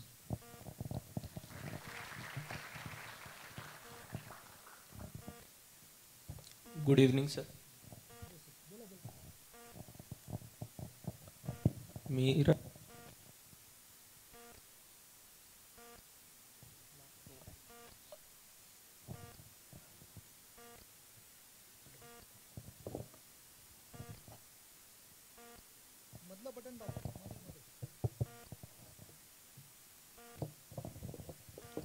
Sir मी राजवर्धन पाटील 3rd इयर मेकॅनिकलचा स्टुडंट. सर जसं तुम्ही म्हणालात की म्हणजे एखादा DM जो असतो तो अख्ख्या शहराचा कायापालट करू शकतो, तरी सर आपलं नॉर्थ साईडमध्ये बरेचसे जर बघितलं तर बिहार साईड किंवा नॉर्थ ईस्ट साईडला बरेचसे विलेजेस खूप असे अंडर डेव्हलप्ड आहेत. याचं कारण काय असू शकतं सर? आणि मी आत्ताच सांगितलं ना, मेट्रोच्या प्रकल्पाच्या माध्यमातून मी तुम्हाला सांगितलं की आपल्याला खूप जास्त प्रमाणात निधीची आवश्यकता आहे. आपल्याकडे लिमिटेड रिसोर्सेस आहे. त्या लिमिटेड रिसोर्सेसमध्ये वी आर प्रायोरिटायझिंग की कोणती कामं आपल्याला अगोदर प्रायोरिटीने घ्यायची आहेत. हे प्रायोरिटाईज करत असताना सुद्धा ॲक्च्युली खरं तर बेस्ट प्रोसेसेस लोकांना विश्वासात घेतलं पाहिजे. म्हणून महात्मा गांधींनी 3 टायर सिस्टीम आणली लोकशाहीची, ग्रामपंचायत, पंचायत समिती आणि जिल्हा परिषद, की लोकांना विचारा त्यांच्या गावामध्ये कोणती कामं त्यांना करायची आहे. मग एक कामाची यादी तयार झाली, एक 15-20 कामाची. या 15-20 कामामध्ये इमिजिएटली त्यांना लगेच ह्या वर्षी तात्काळ कोणती हवी आहे, शॉर्ट टर्म, मिडियम टर्म आणि लाँग टर्म, सगळ्यात उशिरा कोणती कामं केली तर चालतील. अशा पद्धतीने जोपर्यंत आपण रिसोर्सेस अलोकेशन करणार नाही तोपर्यंत आपल्याला खूप मोठ्या प्रमाणावरती निधींची गरज आहे. तुम्ही म्हणालात त्याप्रमाणे बिहार किंवा नॉर्थ ईस्टमध्ये किंवा त्या भागांमध्ये अजूनही खूप मोठ्या प्रमाणावरती निधीची आपल्याला आवश्यकता आहे. Long way to go. म्हणूनच मी सांगितलं की मला अजूनही परमेश्वराने विचारलं किती जन्म दिले तरी तर परत काय व्हावं असं वाटेल, तर मी सांगितलं की सिव्हिल सर्वंट होऊन अजूनही खूप माझ्या देशाची सेवा करायची बाकी आहे. त्यामुळे तुम्ही लोक जर तोच उद्देश ठेवून जर आलात तर long way to go. At least अजून 100 वर्ष तरी आपण डेव्हलप कंट्री होऊ शकणार नाही. खूप मोठ्या प्रमाणावरती आपल्याला काम करायचं आहे. आणि हे काम करण्यासाठी टेक्नोक्रॅट्स, इनोव्हेशन्स, स्टार्टअप्स तुमचं योगदान देखील खूप मोठ्या प्रमाणावरती राहणार आहे. Unless and until you think out of the box, you do something innovations which will break the normal chain, which will bring the prosperity to this nation, then and then only will have enough money to invest in these social sectors so that you will have good infrastructure in each and every village, roads, sewerage system, drinking water supply, good houses, housing for all, which is the dream of our honorable Prime Minister.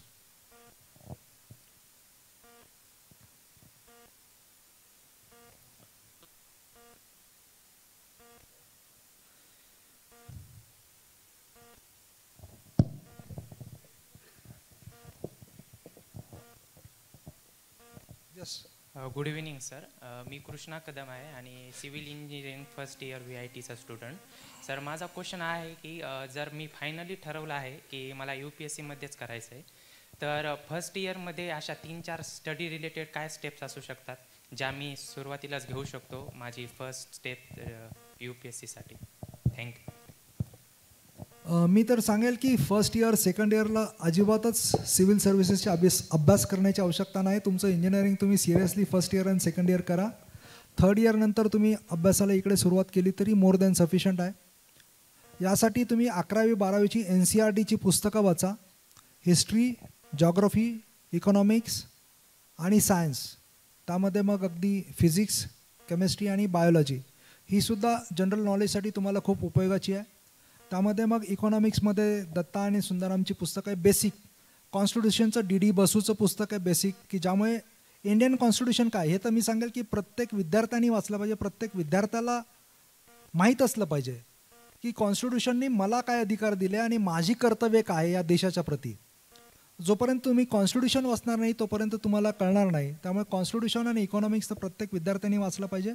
परंतु first year आणि second year माझं म्हणणं आहे की engineering itself is difficult. तुम्ही घरून पहिल्यांदा घर सोडून बाहेर आलेले असतात, हॉस्टेलमध्ये राहत असतात. त्यामुळे I would like you to focus on your engineering studies for first year and second year.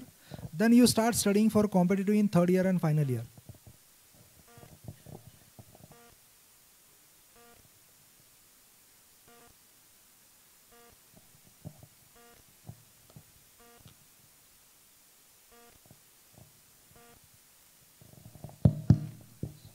Good evening sir. My name is Pranav Joshi. मी VITला फर्स्ट इयरचा स्टुडंट आहे. मला असा क्वेश्चन विचारायचा आहे की आजकालच्या रिसेंट ट्रेंडमध्ये असं दिसतंय की मेन्सच्या पेपरमध्ये ऑप्शनल सब्जेक्ट जो असतो तो खूप प्रमाणात डिसाईड करतो की तुमचा स्कोर कुठच्या रेंजमध्ये जाईल. तर मला असं विचारायचं आहे की तुम्ही आत्ता सांगितल्याप्रमाणे तुम्ही इंजिनिअरिंग बॅकग्राऊंडचे आहात, तर तुम्ही ऑप्शनल सब्जेक्ट कोणता घेतलेला? तो मॅथमॅटिक्स होता का, आणि नव्हता तर का नव्हता? Thank you sir. आता थोडा परीक्षेचा पॅटर्न बदललेला आहे. आमच्या वेळेला 2 ऑप्शनल्स होते, आता तुम्हाला एकच ऑप्शनल राहिलेलं आहेत. आणि मला सांगायला सगळेच इंजिनिअरिंगचे स्टुडंट आहे म्हणून काही हरकत नाही, आनंद होत आहे की इट इज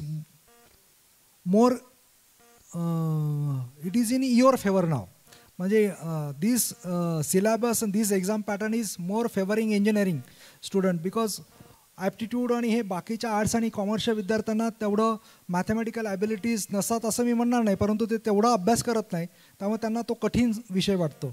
त्यामुळे it is more easy for engineers to crack the exam now as compare to our days. आमच्या वेळेला 2 ऑप्शनल्स होते आणि जनरल स्टडीजचे 2 पेपर होते. जनरल स्टडीज 1 आणि जनरल स्टडीज 2, प्रत्येकाला 300 मार्क्स, जो आता 300वरून 250वरती आलेला आहे. जनरल स्टडीज 1मध्ये करंट अफेअर्स, हिस्ट्री आणि जॉग्रफी, आणि जनरल स्टडीज 2मध्ये कॉन्स्टिट्यूशन ऑफ इंडिया आणि इंडियन इकॉनॉमिक्स. तर असे सब्जेक्ट आत्ताही मोर ऑर लेस त्याच पद्धतीवरती आहे. आणि ऑप्शनल्स तर मी स्वतः सिव्हिल इंजिनियर असल्यामुळे माझे दोन्ही optionals civil engineering and mathematics होते. आणि I would like to give you an advice, don't take civil engineering and mathematics, because you have to study from the first year to M.Tech. I have done masters also. I studied from first year to M.Tech. It is uneven competition. You have to study so much.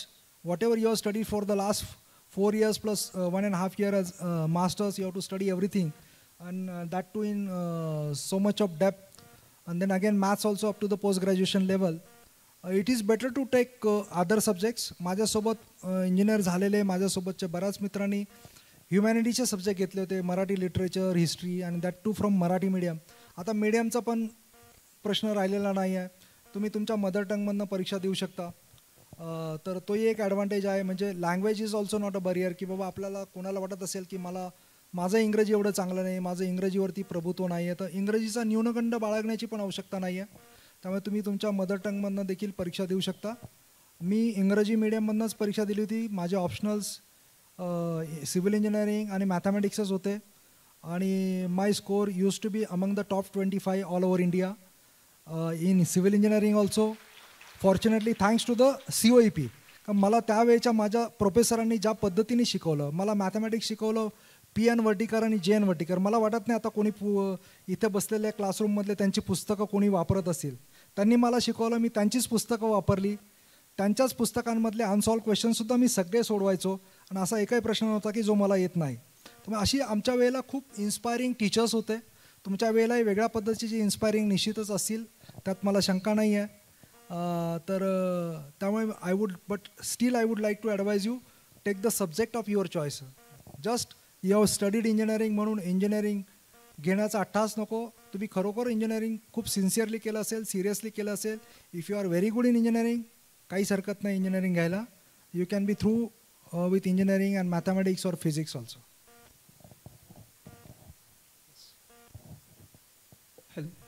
नमस्कार sir, मी Rohan Ware, Fergusson कॉलेजचा विद्यार्थी आहे. Sir, माझा प्रश्न असा होता की ग्रामीण भागातून सर मुलं एक स्वप्न बघून येतात की पुणेला की IAS व्हायचं आहे, पण सुरुवातीलाच येऊन इथे कोचिंगच्या मायाजालमध्ये फसतात आणि इंग्लिशला सुद्धा घाबरतात. तर सर, तुम्ही तशा विद्यार्थ्यांना काय सांगाल? मी सांगितलं ना, इंग्रजीचा न्यूनगंड अजिबात बाळगण्याची गरज नाही. तुम्ही तुमच्या मातृभाषेतनं परीक्षा देऊ शकतात. आपल्याकडे नाशिकला यशवंतराव चव्हाण मुक्त विद्यापीठ आहे. त्या यशवंतराव चव्हाण मुक्त विद्यापीठाने आणि आता न्यू एज्युकेशन पॉलिसी 2020 प्रमाणे आम्ही तर सर्वच विद्यापीठांच्या व्हाईस चान्सलर इथं बसलेले आहेत. तर त्यांना सगळी पुस्तकं आम्ही मराठीत ट्रान्सलेट करायला लावलेलं आहेत आणि that work is going on full swing. आणि मला वाटतं की येत्या 6 महिन्यात विदिन नेक्स्ट 6 months तुम्हाला सगळी पुस्तकं इंग्रजीमधले बेस्ट ऑथरची पुस्तकं मराठीमध्ये अवेलेबल होतील. त्यामुळे अजिबात इंग्रजीचा भाऊ करण्याची आवश्यकता नाही. तुम्ही तुमच्या स्वतःच्या मातृभाषेतनं पुस्तकं वाचा, मातृभाषेतनं परीक्षा द्या आणि absolutely no need to worry about English. आणि सर, कोचिंगचं काय करायचं मग? कारण की सर सुरुवातीला आल्या सर मुलं इथं कोचिंग लावण्याचा प्रयत्न करतात सर. बिलकुल, माझं म्हणणं आहे की कोचिंगला जायला काहीच हरकत नाही. I am not against coaching classes, पण कोचिंगला गेल्याने मी सांगेल की तुम्हाला फोकस येतो कोणत्या विषयासाठी, कोणत्या ऑप्शनलसाठी, कोणत्या GS स्टडीज 1 आणि 2 साठी ट्रेंड सध्या काय चालू आहे, कोणत्या ऑथरची पुस्तकं वाचायची, कुठल्या ऑथरच्या पुस्तकामधनं कोणता चॅप्टर वाचायचा, इथपर्यंत मायक्रो डिटेल्स तुम्हाला कोचिंगमधनं इझिली मिळू शकतं. सध्या ट्रेंड काय चालू आहे, ऑप्शनल कोणता चालू आहे, तर या सगळ्या गोष्टी तुम्ही स्वतः रिइन्व्हेंटिंग द व्हील करण्यापेक्षा कोचिंगमध्ये अधिक म्हणजे खूप कमी काळामध्ये तुम्हाला सगळ्या गोष्टी कळतात. त्यामुळे कोचिंग क्लासेस लावण्याला हरकत नाही, परंतु ते जरा चांगले कोचिंग क्लासेस असले पाहिजे. ते फक्त पैसे कमवण्यासाठी क्लासेस नसावेत. त्यांना विद्यार्थ्यांच्या प्रती फ्युचर जनरेशन घडवण्यासाठी आत्मीयता प्रेम असणारे कोचिंग क्लासेस असावेत असं मला वाटतं. सर, मी आदित्य प्रकाश अहिरराव आहे, प्लॅनिंग डिपार्टमेंटमधून. सर, माझा असा प्रश्न होता की सर, डेव्हलपमेंट व्हायच्या आधी आपण जर प्लॅन केलं, म्हणजे मोस्टली कसं अर्बन अथॉरिटी आहे आपल्याकडे आणि तिथं ATP वगैरे असतात, आमचे लाईक प्लॅनिंग डिपार्टमेंट काम करतं. पण जे रुरल डेव्हलपमेंट आहे, जे वेगळं डिपार्टमेंट किंवा मिनिस्ट्री आहे, तिथे मोस्टली नाही होत. म्हणजे जे युटिलिटीज आहेत, जे ड्रेनेज वगैरे, रस्ते, सगळं आधी घरं बांधतात, रस्ते छोटे असतात आणि मग इथं ह्याच्यासाठी लाईक जसं आपण खूप मोठ्या पदावर आहे, आपण काही लाईक ह्याच्यासाठी काही करू शकता का? नाही, मी सांगितलं ना, आपल्याला still we have a long way to go. Ideally सगळं प्लॅनिंग केल्यानंतर सिटीज उभारणं, यासाठी भारतामध्ये Chandigarh is one of the best example, New Delhi. त्यानंतर चंदीगडच्याच धर्तीवरती त्यांनी मोहाली, पंजाब आणि हरियाणाने अजून 2 शहरं डेव्हलप केलीत, परंतु त्या पलीकडे अजून फारसे एक्सपेरिमेंट झाले नाहीत. आपल्याकडे काय होतं की रिंग डेव्हलपमेंटचा, रोड साईड रिंग डेव्हलपमेंटचा एक फेनॉमिना आहे.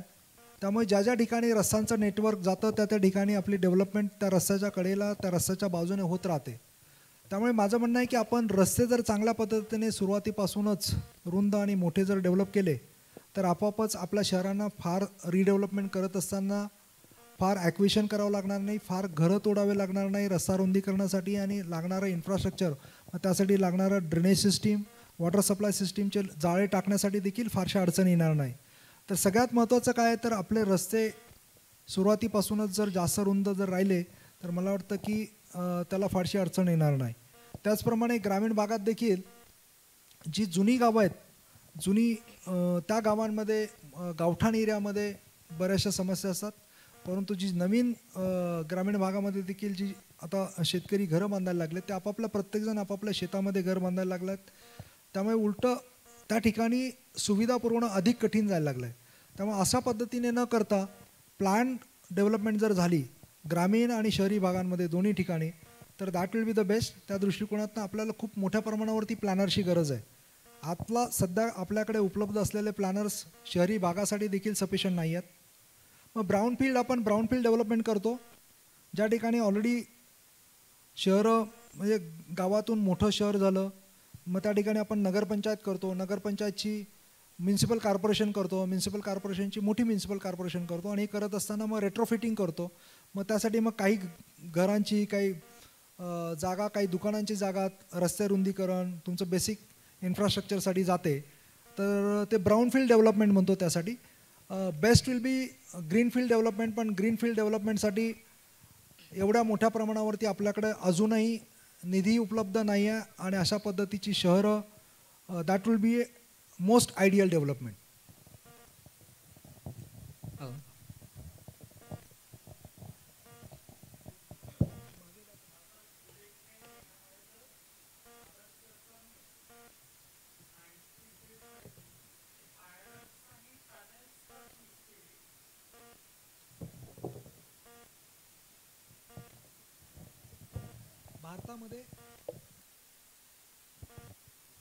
भारतामध्ये बुलेट ट्रेन येणार आहे आणि व्हायाडक्ट आणि टनेल्स का? Can you repeat your question please?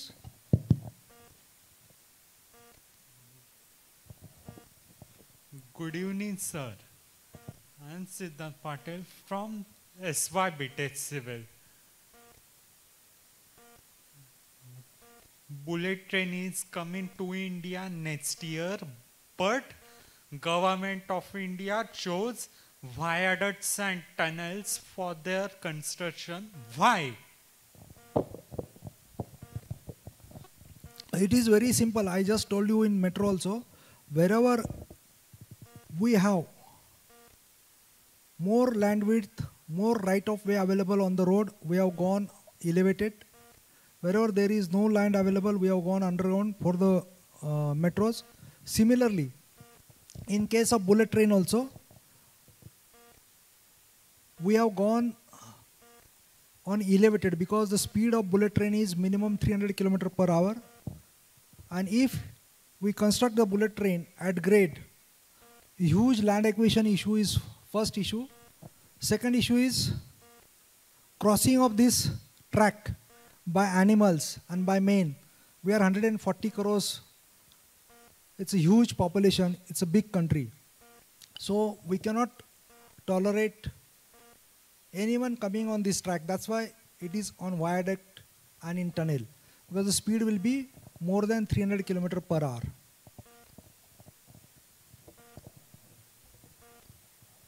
Hello hello हां हॅलो सर. सो माझा क्वेश्चन असा होता की लाईक तुमचे वर्ड्स ऐकून खूप जास्त ऑप्टिमिझम भेटलं आहे, पण थोडासा वेगळा क्वेश्चन की जसं तुम्ही मागाशी बोलला की U P S C is not a part time, it's full time. So that's plan A. What about plan B? Sir जर आता तुम्हाला माहिती आहे की यू पी एस सीमध्ये फेल्युअर रेटसुद्धा आहेत, सो मग त्याच्यासाठी तुम्ही काय सांगाल? आणि जर अजून एक प्रश्न की जर तुम्ही सिव्हिल सर्वंट नसता आज, तर तुम्ही दुसरं काय असता? Very good question. I just told you की ओपन कॅटेगरीसाठी 4 अटेम्प्ट्स आणि रिझर्व कॅटेगरीसाठी 7 अटेम्प्ट्स. तर त्यामुळे if you don't get through in 4 attempts, even then while studying, if you are serious, you acquire so much of knowledge, you become such an extraordinary citizen of this country, you will succeed in whatever you choose to become. So that is the best part of preparing for civil services. Civil services not only make you eligible to become a civil servant, it makes you one of the toughest citizen to be successful whatever you will choose in your life. That is the most important part of it. Second thing, if I would have not been a civil servant, I have studied in COEP and I have studied my civil engineering very seriously. I have done masters also. I wanted to be a professor. I would have completed my PhD and I would have become a professor in any any college, and I would love to be a professor in COEP.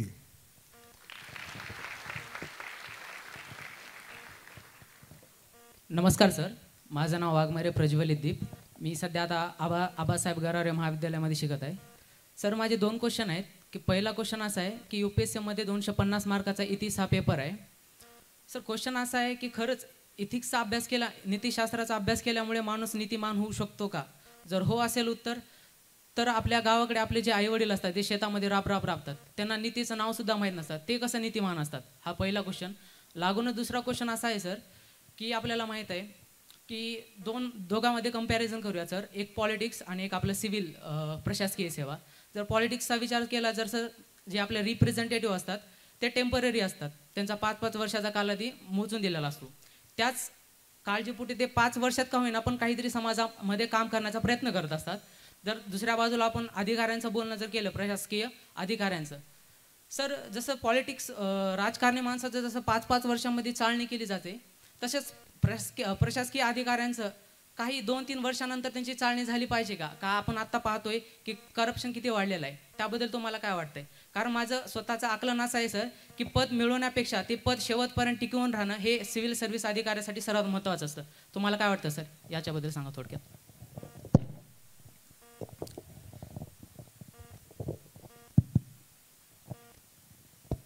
आपल्यापेक्षा non officials म्हणजे politicians job is much more difficult.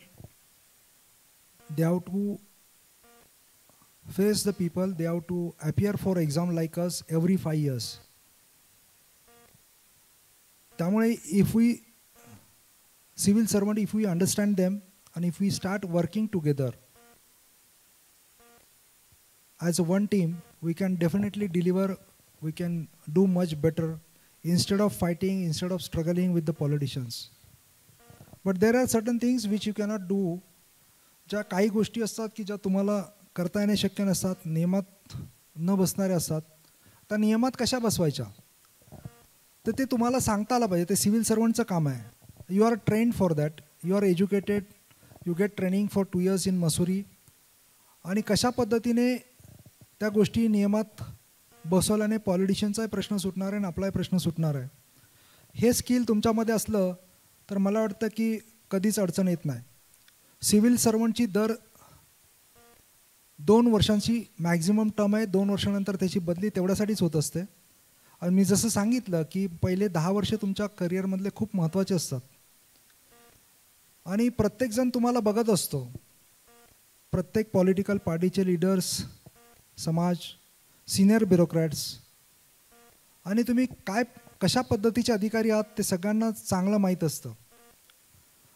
तर त्यामुळे ज्यावेळेला दर 2 वर्षांनी ज्यावेळेला बदली होते त्यावेळेला या सगळ्या गोष्टींचा सारासार विचार करूनच तुम्हाला पुढची पोस्टिंग दिली जाते. त्यामुळे तुम्ही कशा पद्धतीचे अधिकारी व्हायचे आहेत मी तुम्हाला अगोदरच सांगितलं. तुमची जर कमिटमेंट नसेल, if you don't want to serve your own people, if you are not committed, if you don't want to do any social service, don't come into the civil services. There are an number of ways to earn more money rather than becoming a civil servant. आता world has become a global village, आणि या global विलेजमध्ये तुम्हाला खूप जास्त avenues, खूप जास्त opportunities उपलब्ध आहे.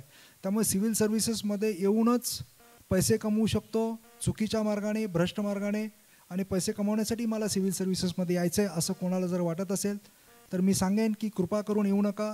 दिस field is not for you and not for this nation.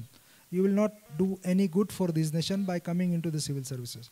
तुम्हाला खरोखर चांगलं काम करायचं असेल, लोकांची सेवा करायची असेल, स्वतःच्या करिअरसोबतच इतरांचं देखील कल्याण करायचं असेल तरच सिव्हिल सर्व्हिसेसमध्ये या असं मी सांगेन. इथिक्स तुम्ही सांगितलं त्याप्रमाणे अगदी बरोबर आहे. इथिक्स आणि व्हॅल्यूज ह्या वाचून कधीच येत नसतात.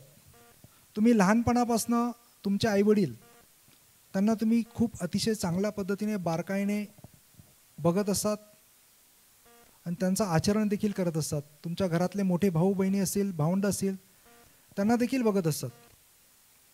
पण तुम्ही बघतात की आईवडील देखील बऱ्याचदा काय वेळेला प्रॉब्लेम असतो तर खोटं बोलतात. पण आईवडिलांनी सांगितलेलं असतं की खोटं बोलू नको, पण मोठा झाल्यावर मुलगा बरोबर तो बघतो की माझी आई पण खोटं बोलते, काही वेळेला वडील पण खोटं बोलत आहेत. मग तो नकळत अशा गोष्टी तो स्वतः देखील शिकायला लागतो. जरी म्हणजे त्याला सांगितलेलं असतं की खोटं बोलणं योग्य नाही आहे, चांगली गोष्ट नाही आहे आणि खरं बोललं पाहिजे. म्हणून मी सांगितलं की व्हॅल्यूज आणि इथिक्स या नुसत्या वाचून कधीच येत नाही. These are the part and parcel of your culture. तुम्ही ज्या घरातनं येतात, ज्या वातावरणात राहतात, ज्या गावातनं येतात, त्या गावातलं कल्चर काय, त्या समाजाचं कल्चर काय, तुमच्या आजूबाजूला कोण लोक आहेत त्यांचं कल्चर काय, आणि त्यांनी लहानपणापासून तुम्हाला काय शिकवलं आहे, हे खूप मोठ्या प्रमाणावरती आपल्या मेंदूवरती बिंबवलं गेलेलं असतं आणि ते नकळत आपण आचरण करत असतो. त्यामुळे व्हॅल्यूज आणि इथिक्स वाचून तुम्ही शिकू शकता त्यावरती माझाही पूर्ण विश्वास नाही. परंतु कमीत कमी सुशिक्षित माणसाला काही गोष्टी वाचल्यानंतर तो स्वतःमध्ये परिवर्तन घडवून आणत असतो, बदल घडवून आणत असतो. ही एक महत्त्वाची गोष्ट आहे आणि हा एक महत्त्वाचा फरक आहे माणसामध्ये आणि ॲनिमल्समध्ये. माणसाला विचार करण्याची शक्ती परमेश्वराने दिली, बुद्धी दिलेली आहे. त्यामुळे ह्या गोष्टी व्हॅल्यूज आणि इथिक्स वाचून जर आपण चुकीच्या मार्गावरती जात असोल तर we can correct our self. अलग लक्षात की आपण स्वतःला योग्य मार्गाने योग्य दिशा दाखवू शकतो. योग्य मार्गाने जाण्यासाठी काही अडचणी असतील तर त्या मार्गावरती कसं चालायचं त्यासाठी काही योग्य गुरु गाईड त्यांची मदत घेणं आणि त्या मार्गावरती क्रमण करणं, त्यासाठी आपण व्हॅल्यूज आणि इथिक्स वाचल्या पाहिजेत. आणि त्यासाठी परीक्षा आणि त्या परीक्षेमध्ये पेपर त्यांनी इंट्रोड्यूस केला आहे की कमीत कमी आपल्याला कळावं, आकलन व्हावं की मी या व्हॅल्यूज आणि इथिक्स माझ्या डेली आचरणामध्ये वापरतो आहे किंवा नाही.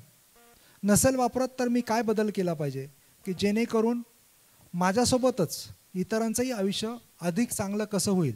ही एक खूप महत्त्वाची गोष्ट आहे. या व्हॅल्यूज आणि इथिक्स फक्त तुमचं स्वतःचं आयुष्य सुधारवणार नाही आहेत, तर तुमच्या स्वतःच्या आयुष्यासोबतच इतरांचं देखील आयुष्य ह्या व्हॅल्यूज आणि इथिक्सवरती तुम्ही जर काम केलं तर सुधारणार आहे. आणि अतिशय मी सांगू इच्छेन की ह्या व्हॅल्यूज आणि इथिक्समुळे जितका इतरांना फायदा होतो त्याच्या कितीतरी पट स्वतःला फायदा होतो. एवढं मी माझ्या स्वतःच्या अनुभवामधून सांगू इच्छेन आपल्याला की तुम्हाला स्वतःला पीस ऑफ माइंड आणि जे सॅटिस्फॅक्शन आहे ते जे जितक्या पटीत मिळतं ते इतरांपेक्षा तुम्हाला अधिक जास्त असतं, एवढंच मी सांगेन.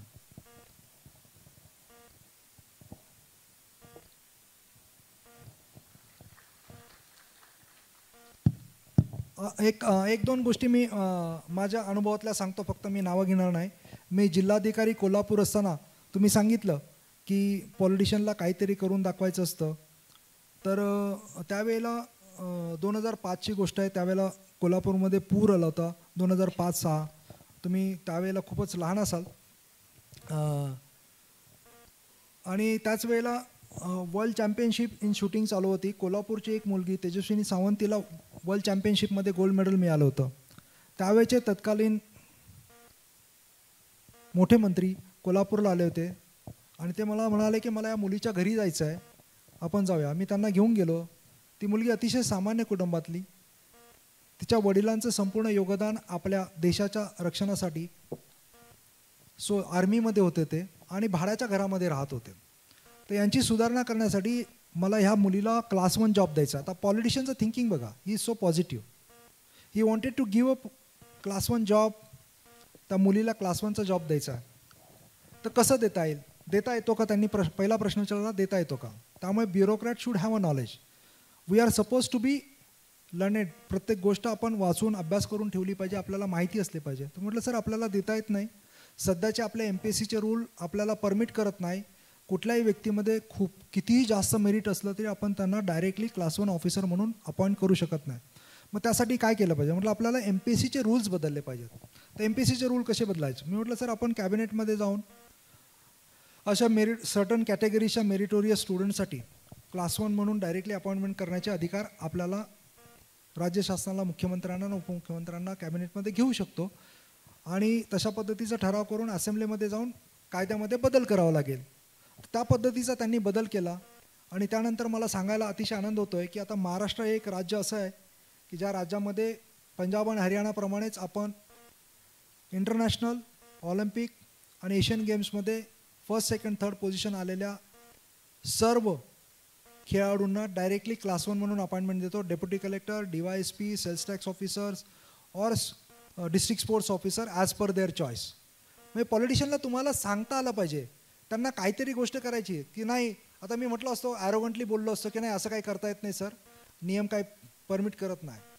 तुम्हाला सांगता आलं पाहिजे की नियम कशा पद्धतीने लोकांच्या फायद्यासाठी आहेत, कशा पद्धतीने बदलले पाहिजे, ज्याचा लोकांना कसा बदल केला तर आपल्याला फायदा देता येईल. Politician will be also happy आणि आपल्याला एक चांगलं काम केल्याचं समाधान मिळेल. अशा पद्धतीने तुमचं प्रत्येक गोष्टीकडे काहीतरी सोल्युशन पॉझिटिव्ह बघून सोल्युशन काढण्याचा अप्रोच असला पाहिजे. नमस्कार सर, माझं नाव सोनल लसने. सर, माझा प्रश्न असा आहे की एक सिव्हिल सर्वंट म्हणून तुमची डिसिजन मेकिंग पॉवर खूप स्ट्रॉंग पाहिजे आणि मेंटल टफनेसही तितकाच चांगला पाहिजे. तर या क्वालिटीज एक ॲस्पायरंट म्हणून बिल्डअप करण्यासाठी आपण काय प्रयत्न करू शकतो? आणि दुसरा प्रश्न असा आहे की तुमच्या कारकिर्दीमध्ये असा कोणता प्रसंग आला आहे का की तिथे डिसिजन मेकिंग खूप डिफिकल्ट गेलं असेल तुम्हाला?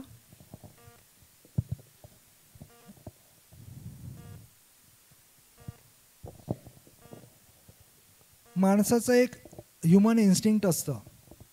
घरामध्ये हाऊसवाईफ म्हणून काम करणारी आपली आई जी असते ना, तिचंसुद्धा डिसिजन मेकिंग खूप स्ट्रॉंग असतं. एक लक्षात घ्या. असं समजू नका की मला डिसिजन मेकिंग येत नाही आणि XYZ माणसालाच खूप चांगलं डिसिजन मेकिंग येतं. हे एक पहिल्यांदा तुम्ही एक तुमच्या डोक्यातनं काढून टाका.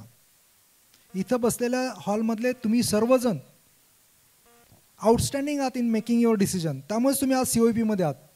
तुम्ही जर डिसिजन मेकिंग किंवा इथं पुण्यामध्ये वेगवेगळ्या कॉलेजेसमध्ये शिकतात, तुमच्यामध्ये जर डिसिजन मेकिंग नसतं तर तुम्ही आता जे काही करिअर तुम्ही निवडलेलं आहे, ज्या ठिकाणी शिकतायत किंवा तुम्ही कॉम्पिटेटिव्ह एक्झामचा विचार करतायत, त्याचा विचार देखील केला नसता एवढ्या लवकर. त्यामुळे डिसिजन मेकिंग नाही आहे किंवा त्यासाठी खूप वेगळ्या क्वालिटीज लागतात, हे एक पहिल्यांदा डोक्यातनं काढून टाकलं पाहिजे. त्यानंतर सिव्हिल सर्व्हिसेसचा अभ्यास करत असताना परीक्षा एवढी रिगरस असते की वर्षभरात तुम्हाला अतिशय चांगल्या पद्धतीने ती ट्रेन करते. How to think logically thinking करून प्रत्येक गोष्टीचे प्रोज आणि कॉन्स, काय केल्याने काय होऊ शकेल आणि मग सगळ्यात चांगलं गोष्ट कोणती आहे त्या गोष्टींचा विचार करायला आपण शिकतो. आणि त्यानंतरचं मसुरीमध्ये असलेलं 2 वर्षाचं ट्रेनिंग, त्या 2 वर्षाच्या ट्रेनिंगमध्ये तुम्हाला खूप सगळ्या गोष्टी पब्लिक ॲडमिनिस्ट्रेशनपासून सगळ्या गोष्टी अतिशय चांगल्या पद्धतीने शिकवल्या जातात.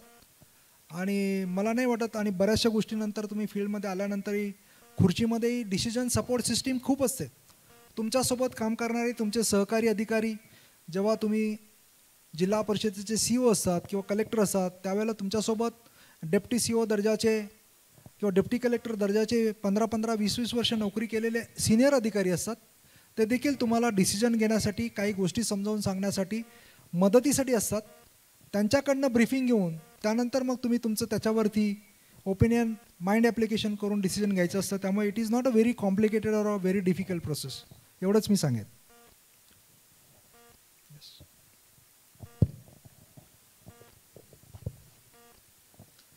आवाज येत नाही. अजून माईक आहे का? एखाद दोन माईक आहेत का? अजून 1-2. नमस्कार सर, माझं नाव पवन रामदासी, FYM टेक स्टुडंट. माझा प्रश्न असा आहे की आपण ही इंजिनिअरिंग बॅकग्राऊंडचे आहात, तर टेक्निकल आणि नॉन टेक्निकल हे 2 सिलेक्ट करताना आपण कसं सिलेक्ट केलं पाहिजे? म्हणजे सिव्हिल सर्व्हिसेस किंवा इंजिनिअरिंग सर्व्हिसेस, आपण तयारी केली होती का इंजिनिअरिंग सर्व्हिसेसची? आणि त्या दोन्हीच्या वर्किंगमध्ये पण काय फरक असतो हे सांगू शकता का? सिव्हिल सर्व्हिसेस टेक्निकल आणि नॉन टेक्निकल दोन्ही UPSCच्या माध्यमातून घेतल्या जातात. दोघांच्या मध्ये खूप फरक आहे. एक्झाम पॅटर्नमध्ये टेक्निकल एक्झाम फक्त टेक्निकल विषयांचीच होते आणि जनरल एक्झाम तुमचा one of the optional can be technical. म्हणजे टेक्निकल इंजिनिअरिंग बॅकग्राऊंडच्या मुलाने देखील इंजिनिअरिंग घेण्याची काय आवश्यकता नाही. He can take Marathi literature, history, geography, त्याच्या आवडीचा कुठलाही विषय घेऊ शकतो. ते इंजिनिअरिंग सर्व्हिसेसमध्ये काही वर्षासाठी केंद्र शासनाने बंद केली होती, सुदैवाने परत आता सुरू केली आहे. त्यामुळे engineering services is also one of the good option. आणि इंजिनिअरिंग सर्व्हिसेसमध्ये सुद्धा इक्वली गुड करिअर आहे like non engineering civil services. आणि रेल्वेमधले civil services technical services at par or I will say even as good as general civil services. रेल्वेमधनं इंजिनिअरिंग सर्व्हिसेसमधनं गेलेले सिव्हिल इंजिनियर्स और mechanical engineers they can reach the highest post of general manager or a railway board members. Similarly, the people from the civil services also can reach to that post. म्हणजे as far as working is concerned, general civil services working as a general administrator असतं. Technical services working is more or less maximum 99% I will say technical असतं. Once you reach a certain level, then you start working like more like an administrator rather than a technical. But initial सुरुवातीची 10 ते 15 वर्ष technical UPSCची technical core टेक्निकलमध्ये जातात. मी स्वतः engineering civil इंजिनिअरिंगची UPSC दिली होती. माझं रेल्वेजमध्ये selection तिथे देखील झालं होतं, पण मी जॉईन केली नव्हती. मी दोन्ही परीक्षा दिल्या होत्या, पण दोन्ही परीक्षा देऊ नये असं मी सांगेन, कारण दोन्ही परीक्षांचा अभ्यास खूप वेगळा आहे.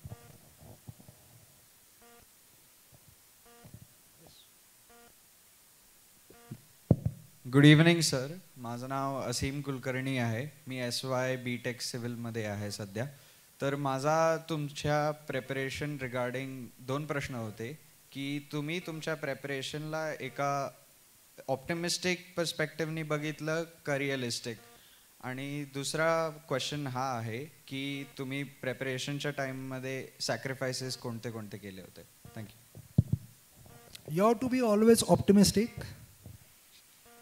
आणि सेकंड थिंग, मी सांगितलं तुम्हाला की preparing for civil services is a full time job. So you have to study every day 10 to 12 hours. So during 1 year, that 1 year, I never attended any family function, no Diwali, no Dashara, no New Year. So the whole year I was studying, then only I got through. So at least 1 year you have to sacrifice. If you don't sacrifice, you don't get through. Then you have to prepare for more time.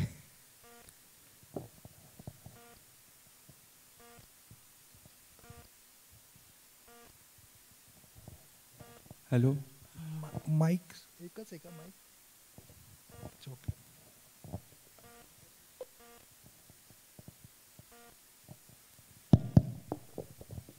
Good evening, sir.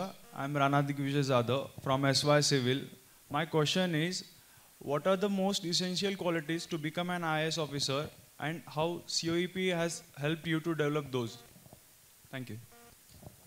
I would like to say, please don't repeat the questions. All of you have all the qualities. You have to decide what you want. The most important thing is, what do you want in life? Whether you want to serve your people, whether you want to serve your nation, along with your career, this is the best option. Next. Hello sir, मी वैभव वेताळ. मी मराठवाड्यातून येतो, छत्रपती संभाजीनगर. माझा प्रश्न हा आहे की Marathwada industrialisation आणि एज्युकेशनच्या बाबतीत मागे का लॅक करतोय अदर दॅन बाकीच्या रिजन्सपेक्षा.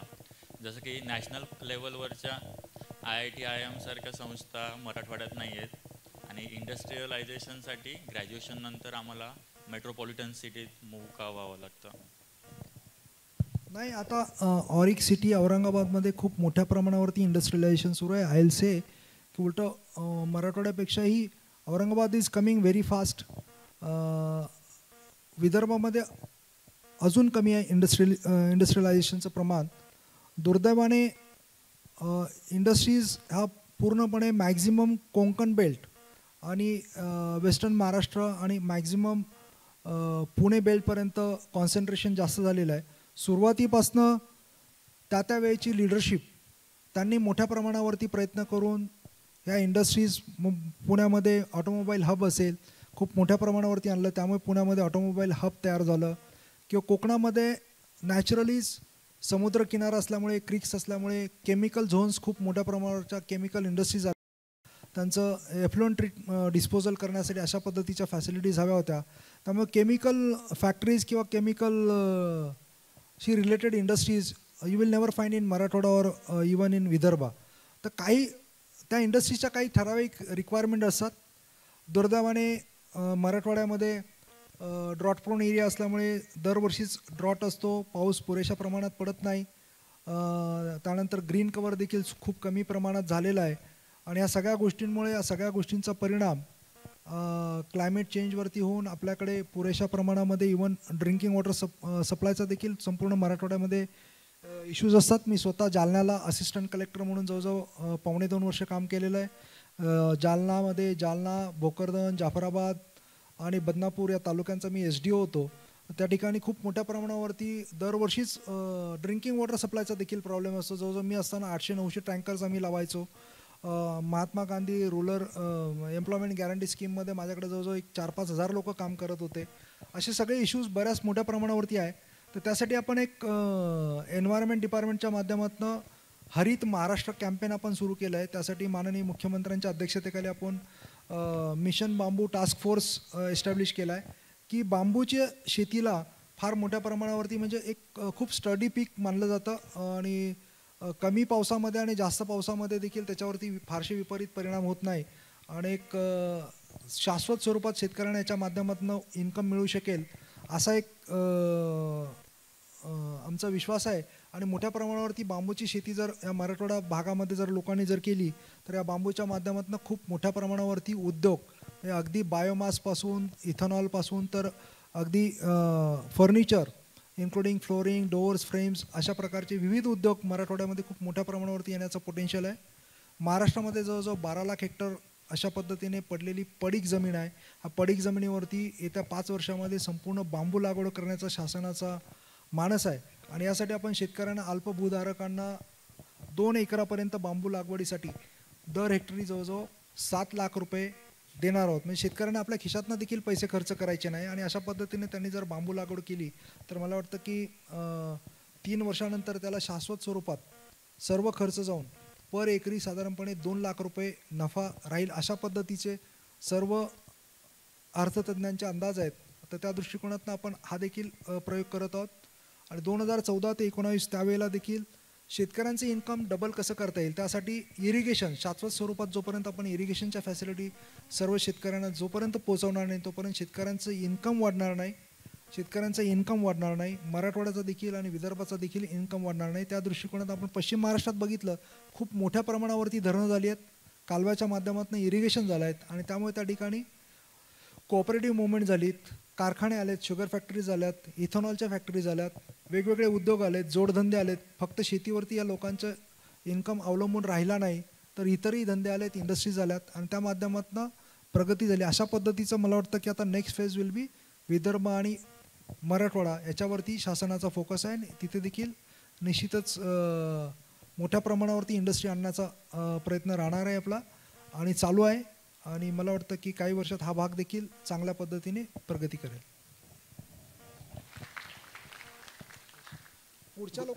पुढच्या लोकांनी पुढे येऊन जरी प्रश्न विचारला तरी काही हरकत नाही कारण तुमच्यापर्यंत माईक पोहोचणार नाही, मागेच आहे mike. Good evening sir, my name is Yog Anil Shinde. My question is how we should learn, not just to learn but to live in order to find our true potential. And second question is which one book will you suggest to read as an aspirant?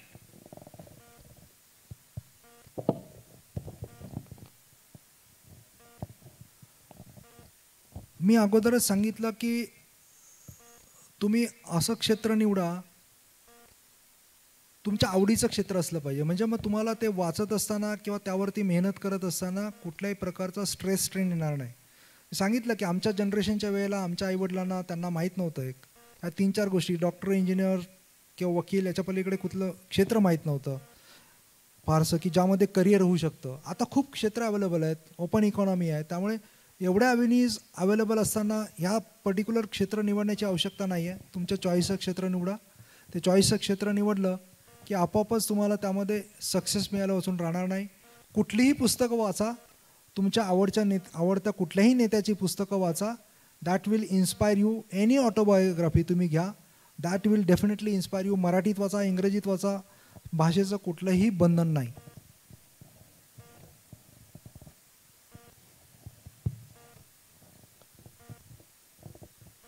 APJ Abdul कलामांची पुस्तकं वाचली तरी चालतील, कुठल्याही नेत्यांची autobiography वाचा, तुम्हाला त्यातनं भरपूर इन्स्पिरेशन मिळाल्या वाचून राहणार नाही. किंवा नापास झालेले आपले बऱ्याचशा लिडर्सवरती पुस्तकं आहे.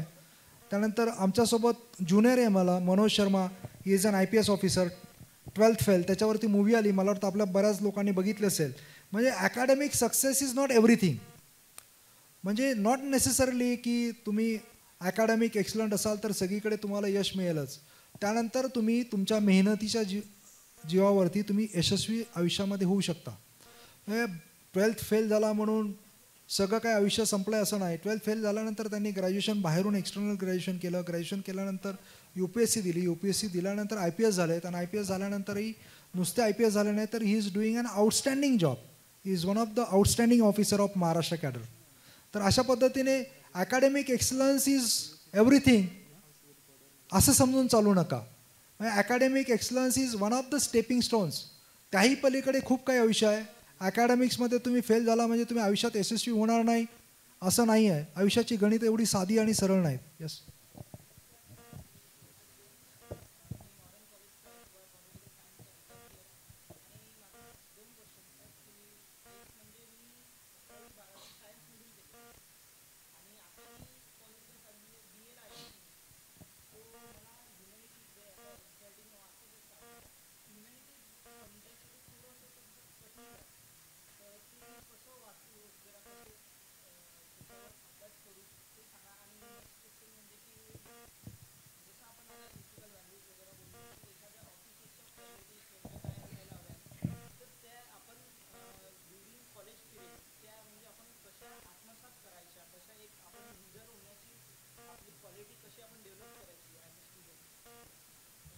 तुम्हाला सांगितलं not only in college, it starts from your school days, it start from your home. I will से तुम्ही आईवडिलांसोबत काम करत असताना आईवडिलांना छोट्या छोट्या गोष्टीमध्ये घरातल्या कामामध्ये मदत करायला शिका. त्या कामामधनं आईवडिलांना मदत करत असताना त्यातनं तुम्ही खूप तुमच्या लिडरशिप क्वालिटीज डेव्हलप होऊ शकतात. एक लक्षात घ्या. म्हणजे it starts from your home, right from your childhood. Then school days. School डेजमध्ये तुम्ही तुमच्या स्कूलमध्ये बऱ्याचशा कॉम्पिटिशन्स होत असतात.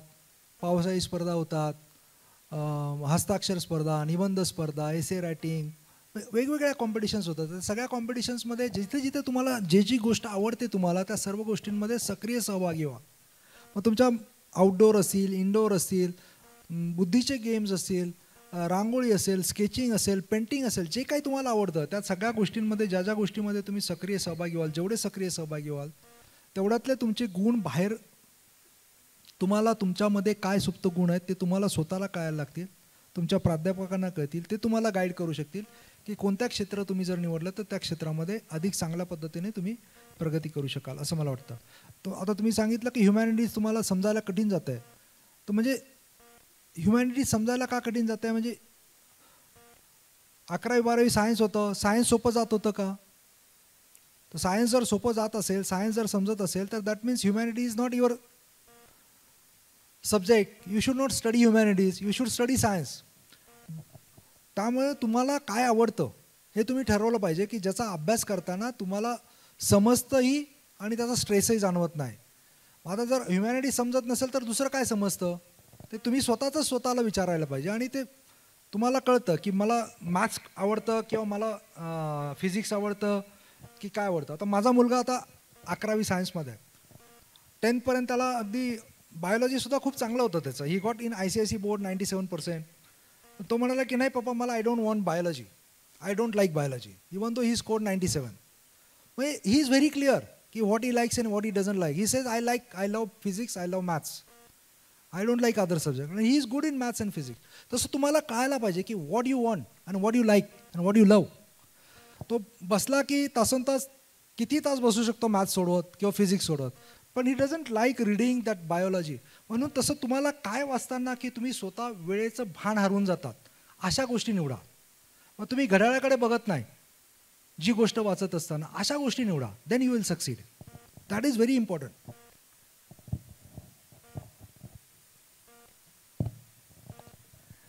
नमस्कार सर, मी Mohan Kond, director board of student development या विद्यापीठाचा आहे. सर तुम्ही तुमचा जो प्रदीर्घ अनुभव आहे तो विद्यार्थ्यांसोबत मांडला आणि एक त्यातमध्ये महत्त्वपूर्ण वाक्य पण म्हटलं की तुम्ही जर हे सगळं नसतं करू शकले तर तुम्ही एक टीचर झाले असते. तर इथे बसलेल्या विद्यार्थ्यांची संख्या बघता आणि COEP-मध्ये ज्या पद्धतीने UPSC MPSC करण्याकरता ॲस्पिरंट विद्यार्थी आहेत, तर त्या अनुषंगाने मी थोडंसं तुम्हाला विचारेल की तुमचा आमच्या सगळ्या प्राध्यापक वृंदांना काय सल्ला राहील आणि COEP-नी यानंतर कशा पद्धतीने म्हणजे मार्च करायला पाहिजे, इन विच डायरेक्शन, तर जेणेकरून आम्हाला एवढ्या सगळ्या इंटेलिजंट विद्यार्थ्यांना ॲप्रोप्रिएटली प्लॅटफॉर्म पण उपलब्ध करून देता येईल. शिवाय आम्ही जे शिक्षक वृंद आहोत तर ते सुद्धा त्या दृष्टीने वेल प्रिपेअर्ड राहतील. Thank you sir. It's very important आणि खूप चांगला प्रश्न तुम्ही विचारला, त्याबद्दल मी आपले आभार मानतो. मी सांगेल की COEP-मधले सर्वच शिक्षक intellectually they are very good. You are here teaching in one of the best technological university. सगळ्यात महत्त्वाची गोष्ट आहे, तुमच्या कॉलेजमध्ये येणारे विद्यार्थी सगळे शहरी भागातनं येणारे नाही आहेत, ही एक गोष्ट समजावून घ्या. ग्रामीण भागातनं येणारे, वर्नाक्युलर मीडियममधनं येणारे विद्यार्थ्यांची संख्या खूप मोठी आहे. त्यांच्यामध्ये एक इंग्रजी भाषेचा एक न्यूनगंड आहे, त्यांना ते एक समजावून घ्या. मी सांगेन की त्यांच्यातला इंग्रजी भाषेतला जर न्यूनगंड काढून टाकण्यात जर तुम्ही यशस्वी झाला तर मला वाटतं की COEP will fly like MIT और हार्वर्ड युनिव्हर्सिटीज लाईक. त्यांच्यामध्ये खूप पोटेन्शियल आहे आणि खूप मेहनती आहेत, खूप हुशार आहेत, पोटेन्शियल आहेत आणि जिद्द पण आहे, काहीतरी करून दाखवायचं पण आहे त्यांना. पण बऱ्याचशा गोष्टी त्यांना फक्त काही वेळेला इंग्रजी माध्यमामुळे, इंग्रजी मीडियममुळे चांगल्या पद्धतीने समजून घेऊ शकत नाही आणि ते एक्सप्रेस करू शकत नाही. तर कशा पद्धतीने त्यांना इंग्रजीच्या बाबतीत तुम्ही अधिक कम्फर्टेबल बनवू शकाल. आता न्यू एज्युकेशन पॉलिसी आलेली आहे 2020, तर त्या दृष्टिकोनातून त्यांच्या आवडीचे वेगवेगळे कोर्सेस आपल्याला कसे त्यांना अधिकचे देता येतील. एखादा विद्यार्थ्याला मॅथमॅटिक्स आवडत नसेल, not necessarily why he should waste his 4 years in mathematics studying M1, M2, M3, M4. He should not. त्याच्याऐवजी त्याला दुसरा अल्टरनेटिव्ह ऑप्शन घेऊन इंजिनिअरिंग पूर्ण करता आलं पाहिजे. जसं बाकीच्या विद्यापीठांमध्ये, फॉरेन युनिव्हर्सिटीजमध्ये ऑप्शन्स आहेत, त्या पद्धतीने जर दिले तर मला वाटतं की आपल्या इथेही खूप मोठ्या प्रमाणावरती मुलांची संख्या आहे. आणि सगळ्यात महत्त्वाचं की दिस generation is going to face maximum challenges. We were lucky, you and me. Our generation was very lucky. आपल्या वेळेला मोबाईल नव्हते, कॉम्प्युटर जस्ट आला होता. आपण फ्लॉपी डिस्क ड्राईव्ह कॉम्प्युटरमध्ये टाकून फक्त फोटोरॉन एकच लँग्वेज होती, त्याच्यावरती छोटे छोटे प्रोग्राम बनवायचो. यांच्याकडे मोबाईल आहे, कॉम्प्युटर्स आहेत, आर्टिफिशियल इंटेलिजन्स आहे. प्रत्येक प्रश्नाची उत्तरं AI देत आहेत. त्यामुळे ह्या मुलांना परीक्षा पास होणं खूप सोपं आहे, पण how to make the use of this knowledge is very important. Application, they don't know how to apply this knowledge. त्यांच्याकडे खूप मोठ्या प्रमाणावरती ज्ञानाचा खजिना आहे because of internet and Google. The moment you Google you get to know everything. आता फार टीचरची पण फार रोल राहिलेला नाही. माझं म्हणणं आहे की teacher should become more like a friend, philosopher and father type of figure who should guide, who should understand their issues, problems. I would like to say की ईच अँड ह्या हॉलमध्ये बसलेल्या सुद्धा प्रत्येक मुलगा वेगळा आहे, प्रत्येक मुलाचं स्वप्न वेगळं आहे. त्यांना नक्की काय व्हायचं आहे, प्रत्येक मुलाला काय व्हायचं आहे इथपर्यंत जर तुम्ही जाऊ शकलात तुमच्या वर्गातल्या, की बाबा what he really wants to be, त्याचं फॅमिली बॅकग्राऊंड काय, आणि असं फॅमिली बॅकग्राऊंड असताना ही याची स्वप्न आहेत, तर ही स्वप्न पूर्ण करण्यासाठी हाऊ आय कॅन कॉन्ट्रीब्यूट, मी कसा त्यामध्ये भागीदार होऊ शकतो. या पलीकडे जर गेला तर मला वाटतं तुमचं आणि विद्यार्थ्यांमधलं एक वेगळं नातं निर्माण होईल. अशा पद्धतीचं नातं निर्माण केलेला एक शिक्षकाचं मी नाव सांगू इच्छितो. मी कोल्हापूरला कलेक्टर होतो, त्यावेळेच्या तत्कालीन पंतप्रधानांचं स्वप्न होतं ते स्वतः कॉन्व्हेंटमध्ये शिकलेले होते. CBSE बोर्डच्या चांगल्या स्कूल्स त्यांनी बघितलेल्या होत्या की माझ्या ग्रामीण भागातल्या मुलांना अशा पद्धतीचं एज्युकेशन मी कशा पद्धतीने देऊ शकेन. त्यावेळेच्या त्यांच्या ॲडवायझरनी सांगितलं की आपण ग्रामीण भागामध्ये जवाहर नवोदय विद्यालयाचा कन्सेप्ट आपण आणू, ज्या ठिकाणी CBSEचा पॅटर्न असेल, परंतु अगदी पहिलीपासून सुरू करण्याऐवजी आपण एंट्रन्स टेस्ट घेऊ मुलांमध्ये, कारण ग्रामीण भागात खूप जास्त मुलं आहेत आणि प्रत्येक जिल्ह्यामध्ये आपण एक प्रायोगिक तत्वावरती एक स्कूल सुरू करू. 5वीला आपण एंट्रन्स घेऊ आणि 6वी ते 12वी या मुलांना त्या ठिकाणी शिकवू. म्हणजे ज्या मुलांमध्ये पोटेन्शियल आहे खरोखर, आणि those who really want to study, those who really want to contribute, त्या मुलांना अशा पद्धतीचा आपण प्लॅटफॉर्म उपलब्ध करून देऊ. जवाहर नवोदय विद्यालयामध्ये माझ्यासोबत मी जिल्हाधिकारी असताना तिथले प्रिन्सिपल लाड होते. He was so committed. त्या माणसाने प्रत्येक मुलाला एवढं मोटिवेट केलं होतं की right from the 6th standard to 12th standard प्रत्येक मुलाच्या बेड साईडला त्यांनी त्याचं व्हिजन लिहिलेलं होतं, त्याला काय व्हायचं आहे फ्युचरमध्ये ते लिहिलेलं होतं. आणि प्रत्येक मुलाचं व्हिजन, त्याचं फ्युचर आणि त्याच्या गोल्स सगळे वेगवेगळे होते. कोणाला सिंगर व्हायचं होतं, कोणाला डान्सर व्हायचं होतं, कोणाला फिल्ममध्ये ॲक्टर व्हायचं होतं, कोणाला डायरेक्टर व्हायचं होतं, कोणाला इंजिनियर व्हायचं होतं, कोणाला डॉक्टर व्हायचं, कोणाला आर्मीमध्ये जायचं. I was so amazed and I was. आणि ते करण्यासाठी कसं आणि कुठे गेलं पाहिजे, काय काय वाचलं पाहिजे, असं त्या प्रत्येक मुलाला ते गाईड करत होते. आणि त्या स्कूलचा रिझल्ट त्यांच्या 10th आणि 12th बोथ रिझल्ट 100% अबाव 90% होता. That is the level of commitment and teacher can create among the students. So if you can go, definitely will have to sacrifice lot of your personal life, lot of your personal time, lot of your family time with your students, and you can definitely make a different COEP.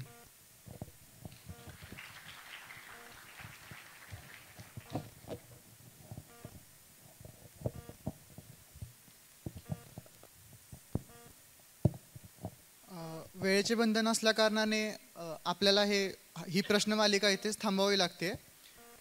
यानंतर धन्यवाद sir. स्वप्न पाहण्याची आणि ते पूर्ण करण्याची हिंमत असेल तर जगात काहीही अशक्य नाही. यशाची सर्वोत्कृष्ट किल्ली म्हणजे कठोर परिश्रम, संयम आणि कधीही हार न मानण्याची जिद्द. संघर्ष हा आयुष्याचा एक भाग आहे. तो आपल्याला मजबूत बनवतो आणि खरे यश त्याच वाटे येते. सरांसोबत संवाद साधल्यानंतर आपणा सर्वांना हे समजून आलेच असेल की त्यांना प्रत्येक क्षेत्रातले परिपूर्ण ज्ञान आहे. आपल्या प्रश्नांनी सुद्धा सर्व क्षेत्रांमधील प्रश्न विचारून आपण सर्वांनी सहयोग केलाच. आणि सरांचे सुद्धा धन्यवाद की त्यांनी सर्व प्रश्नांना अत्यंत महत्त्वपूर्ण आणि अभ्यासपूर्ण उत्तरे दिली. यानंतर मी CSAC सेक्रेटरी रोहित चौरे याला कार्यक्रमाची सांगता व आभार प्रदर्शन करण्यासाठी आमंत्रित करतो.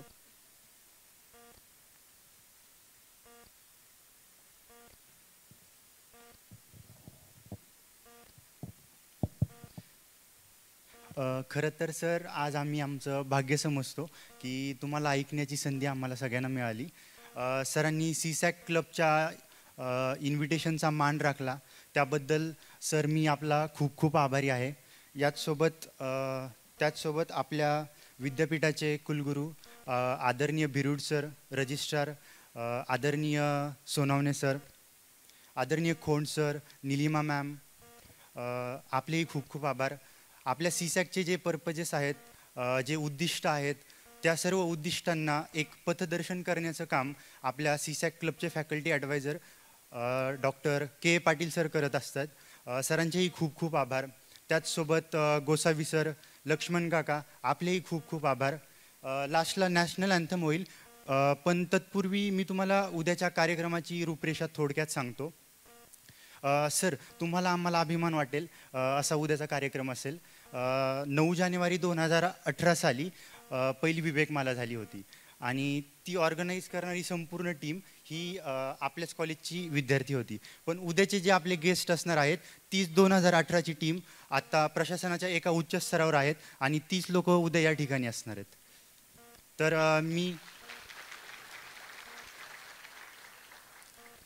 तर मी सगळ्यांना विनंती करतो की उद्याही याच संख्येने तुम्ही मुख्य आपल्या या मेन ऑडिटोरियममध्ये उपस्थित राहाल 5:30 वाजता. उद्याच्या कार्यक्रमाची महत्त्वाची बाब म्हणजे की आजकाल फक्त UPSC आणि MPSC याच दोन एक्झामबद्दल मुले त्याच एक्झामच्या मागे लागलेले आहेत, पण उद्याची जी 8 गेस्ट असणार आहेत आपली ती वेगवेगळ्या डायव्हर्स सेक्टर्समधून असणार आहेत. त्यामुळे तुम्हाला प्रत्येक सेक्टरचं नॉलेज त्यामधून मिळू शकतं. तर मी सगळ्यांना विनंती करतो की आपण नॅशनल अँथमसाठी उभे राहावे.